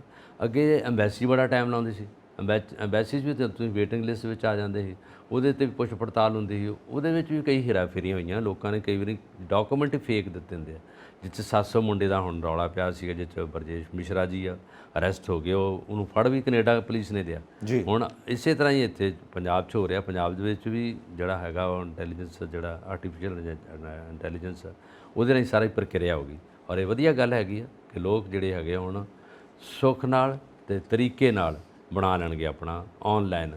ਨਹੀਂ ਤਾਂ ਬੰਦੇ ਨੂੰ ਬੰਦਾ ਮਿਲਦਾ ਪੈਸੇ ਪੈਸੇ ਪੈਸੇ ਪੈਸੇ ਮੰਗਦੇ, ਹੁਣ ਔਨਲਾਈਨ ਕੋਈ ਪੈਸਾ ਨਹੀਂ ਲੱਗੂਗਾ। ਆਰਟੀਫਿਸ਼ੀਅਲ ਇੰਟੈਲੀਜੈਂਸ ਕੋਈ ਪੈਸੇ ਨਹੀਂ ਮੰਗਦੀ ਬਾਅਦ। ਸੋ ਸੁੱਖ ਦਾ ਸਾਹ ਆਊਗਾ। ਇੱਥੇ ਸੁੱਖ ਦਾ ਸਾਹ ਵੀ ਲੈਂਦੇ ਹਾਂ ਆਪਾਂ ਜੀ। ਹਵਾਈ ਜਹਾਜ਼ ਦੀ ਯਾਤਰਾ ਤੋਂ ਸਿੱਧਾ ਰੇਲ ਗੱਡੀ ਦੀ ਯਾਤਰਾ ਤੇ ਆ ਜਾਂਦੇ ਹਾਂ। ਅੱਛਾ। ਉਹ ਪੁਰਾਣਾ ਮਾਹੌਲ ਆਪਾਂ ਨੂੰ ਯਾਦ ਆ ਜਾਂਦਾ ਜਦੋਂ ਰੇਲ ਗੱਡੀ 'ਚ ਬਹਿ ਕੇ ਜਾਂਦੇ ਹੁੰਦੇ ਸੀ, ਆਪਣੀ ਰੋਟੀ ਲੈ ਕੇ। ਫਿਰ ਲੰਚ ਵੇਲੇ ਸਾਰੇ ਡੱਬੇ ਖੁੱਲ੍ਹਣੇ, ਸਾਰੇ ਡੱਬੇ ਦੇ ਵਿੱਚ ਅੰਬ ਦੇ ਅਚਾਰ ਦੀ ਖੁਸ਼ਬੂ। ਫਿਰ ਇੱਕ ਦੂਜੇ ਨਾਲ ਜਾਣਦੇ ਵੀ ਨਹੀਂ, ਇੱਕ ਦੂਜੇ ਨਾਲ ਸਬਜ਼ੀਆਂ ਤੁਸੀਂ ਵੀ ਲਵੋ, ਤੁਸੀਂ ਵੀ ਲਵੋ। ਉਹ ਕਹਿੰਦਾ ਤੁਸੀਂ ਰੋਟੀ ਨਹੀਂ ਲਿਆਂਦੀ, ਨਹੀਂ ਤੇ ਫਿਰ ਭੁੱਖੇ ਕਿਉਂ ਬਣ, ਲਓ ਅਸੀਂ ਦਿੰਦੇ ਹਾਂ। ਕਿੰਨੀ ਸ਼ੇਅਰਿੰਗ ਹੁੰਦੀ ਸੀ। ਔਰ ਅੱਜ ਤੇ ਡਰ ਲੱਗਦਾ ਨਾ ਕਿ ਕੋਈ ਕੁਝ ਵਿੱਚ ਪਾਏ ਨਾ ਹੋਵੇ। ਮੈਂ ਇਹੀ ਗੱਲ ਕਰਨ ਲੱਗਾ, ਇਦਾਂ ਕਿ ਪਾ ਕੇ ਤੇ ਬੇਹੋਸ਼ ਕਰਕੇ ਤੇ ਸਮਾਨ ਲੁੱਟ ਕੇ ਲੈ ਜਾਂਦੇ। ਅੱਜ ਕੱਲ ਬਹੁਤ ਹੀ ਵਕਤ ਬਦਲ ਗਿਆ। ਅੱਜ ਕੱਲ ਤਾਂ ਵੈਸੇ ਵੀ ਰੇਲਵੇ ਦੇ ਵਿੱਚ ਹੀ ਖਾਣਾ ਮਿਲ ਜਾਂਦਾ, ਪੈਂਟਰੀ ਕਾਰ ਨਾਲ। 20 ਰੁਪਏ ਦੇ ਵਿੱਚ ਐਕਸਟਰਾ ਪੈਸੇ ਤੁਹਾਡੇ ਕੋਲ ਲੈ ਕੇ ਸਾਰਾ ਕੁਝ, ਪਾਣੀ ਦੀ ਬੋਤਲ 3 ਰੁਪਏ ਦੀ, ਖਾਣ ਪੀਣ ਤੁਹਾਨੂੰ ਨਾਲ ਉਹ ਸਾਰਾ ਕੁਝ ਦੇਣਗੇ। ਜਨਰਲ ਡੱਬਿਆਂ 'ਚ ਏਸੀ 'ਚ ਤਾਂ ਮਿਲਦਾ ਹੈ, ਉਹਦੇ ਵਿੱਚ ਟਿਕਟ 'ਚ ਲੈਂਦੇ, ਪਰ ਇਹ ਨਾ ਕਰ ਦਿੱਤਾ ਰੇਲਵੇ ਨੇ ਜੀ। ਤੇ ਹੁਣ ਰੇਲਵੇ ਨੇ ਹੋਰ ਵੀ ਕੋਈ ਨਵੀਂ ਗੱਲ ਕੀਤੀ ਹੈ। ਕਹਿੰਦੇ ਕਿ ਪਹਿਲਾਂ ਸਮਾਨ ਚੋਰੀ ਹੋ ਜਾਂਦਾ ਸੀ, ਹੁਣ ਰੇਲਵੇ ਦੀ ਭਰਪਾਈ ਕਰੇਗਾ। ਸਮਾਨ ਚੋਰੀ ਹੋ ਗਿਆ। ਹੁਣ ਗੱਲ ਇਹ ਹੈ ਕਿ ਕੋਈ ਬੰਦਾ ਜਾਏ ਕਹੇ ਮੇਰਾ ਇੰਨੇ ਦਾ ਚੋਰੀ ਹੋ ਗਿਆ, ਕੋਈ ਕਹੇ ਮੇਰਾ ਇੰਨੇ ਲੱਖਾਂ ਦਾ ਚੋਰੀ ਹੋ ਗਿਆ, ਤੇ ਹੁਣ ਰੇਲਵੇ ਕਿੱਦਾਂ ਇਨਕੁਆਇਰੀ ਕਿੱਦਾਂ ਹੋਏਗੀ ਕਿ ਇਹਦੇ ਕੋਲ ਕਿੰਨਾ ਕੁ ਮਾਲ ਸੀਗਾ, ਕਿੰਨੇ ਕੁ ਦਾ ਸੀਗਾ ਤੇ ਕਿੰਨੀ ਕੁ ਭਰਪਾਈ ਕਰਨੀ ਹੈ। ਇਹ ਅਸਲ 'ਚ ਇਹਨਾਂ ਨੇ ਕਰ ਦਿੱਤਾ। ਇਹ ਇਹਨਾਂ ਨੇ ਇਸ ਕਰਕੇ ਕੀਤਾ ਕਿ ਕੇਸ ਹੋ ਗਿਆ ਇੱਕ ਲੇਡੀ ਦਾ ਪਰਸ ਚੋਰੀ ਹੋ ਗਿਆ। ਪਰਸ ਚੋਰੀ ਹੋਣ ਤੋਂ ਬਾਅਦ ਉਹਦੇ 'ਚ ਪਰਸ ਦੇ ਵਿੱਚ ਪੈਸੇ ਸੀਗੇ। ਪੈਸੇ ਹੋਣ ਤੋਂ ਬਾਅਦ ਫਿਰ ਉਹਨੇ ਜਿਹੜੀ ਕੰਜ਼ਿਊਮਰ ਕਮਿਸ਼ਨ ਕੋਰਟ ਹੈਗਾ ਉਹਦੇ 'ਚ ਦਾਅਵਾ ਕੀਤਾ, ਜਾਚਕਾ ਦਾਇਰ ਕੀਤੀ। ਉਹਨਾਂ ਨੇ ਲਿਆ ਫੜ ਇਹਨਾਂ ਨੂੰ ਵੀ ਇਹ ਤੁਸੀਂ ਦੱਸੋ ਤੁਹਾਡੀ GRP ਕੀ ਕਰਦੀ, ਜਿਹੜੀ ਪੁਲਿਸ ਉੱਥੇ ਰੇਲਵੇ ਗਾਰਡ ਆ, ਉਹਨਾਂ ਨੂੰ ਪਤਾ ਚੋਰ ਕਿੱਧਰੋਂ ਬੈਠਾ ਤੇ ਕਿਸ ਡੱਬੇ 'ਚ ਕੀ ਕੁਛ ਹੋ ਰਿਹਾ, ਇਹਦਾ ਜਵਾਬ ਦਿਓ। ਇਹਨਾਂ ਕੋਲ ਜਵਾਬ ਨਹੀਂ ਦਿੱਤਾ ਗਿਆ। ਉਹਨਾਂ ਨੇ ਕਿਹਾ ਕਿ 4.5 ਲੱਖ ਰੁਪਈਆ ਵਿਦ ਇੰਟਰਸਟ ਹੁਣ ਤੱਕ ਦਿਓ, ਪੈਸਾ ਦੇਣਾ ਪਿਆ ਉਹਨੂੰ। ਔਰ ਉਦੋਂ ਬਾਅਦ ਇਹ ਕਾਨੂੰਨ ਉਹਨਾਂ ਨੇ ਬਣਾਤਾ ਕੰਜ਼ਿਊਮਰ ਕੋਰਟ ਨੇ ਕਿ ਜਿੰਨੇ ਵੀ ਕਿਸੇ ਦੀ ਹੋਊਗਾ ਨੁਕਸਾਨ, ਸਵਾਰੀ ਆਪਣੇ ਸਮਾਨ ਦੀ ਆਪ ਜ਼ਿੰਮੇਵਾਰ ਨਹੀਂ ਹੋਊਗੀ, ਇਹਦੇ 'ਚ ਰੇਲਵੇ ਖੁਦ ਆਊਗਾ। ਸਿਕਿਉਰਿਟੀ ਦੇਣਾ ਬਣਦਾ ਉਹਨਾਂ ਦਾ ਹੈ, ਬਾਹਰਲੇ ਦੇਸ਼ਾਂ 'ਚ ਸਿਕਿਉਰਿਟੀ ਉਹ ਦੇ ਰਹੇ ਆ। ਤੁਹਾਡਾ ਇੱਕ ਇਕੱਲਾ ਕੰਟਰੀ ਹੈ, ਤੁਸੀਂ ਉਹਨਾਂ ਲਈ ਟਿਕਟ ਲੈ ਕੇ ਪੈਸੇ ਲੈਂਦੇ ਤਾਂ ਉਹਦਾ ਜ਼ਿੰਮੇਵਾਰ ਕੌਣ ਹੈਗਾ?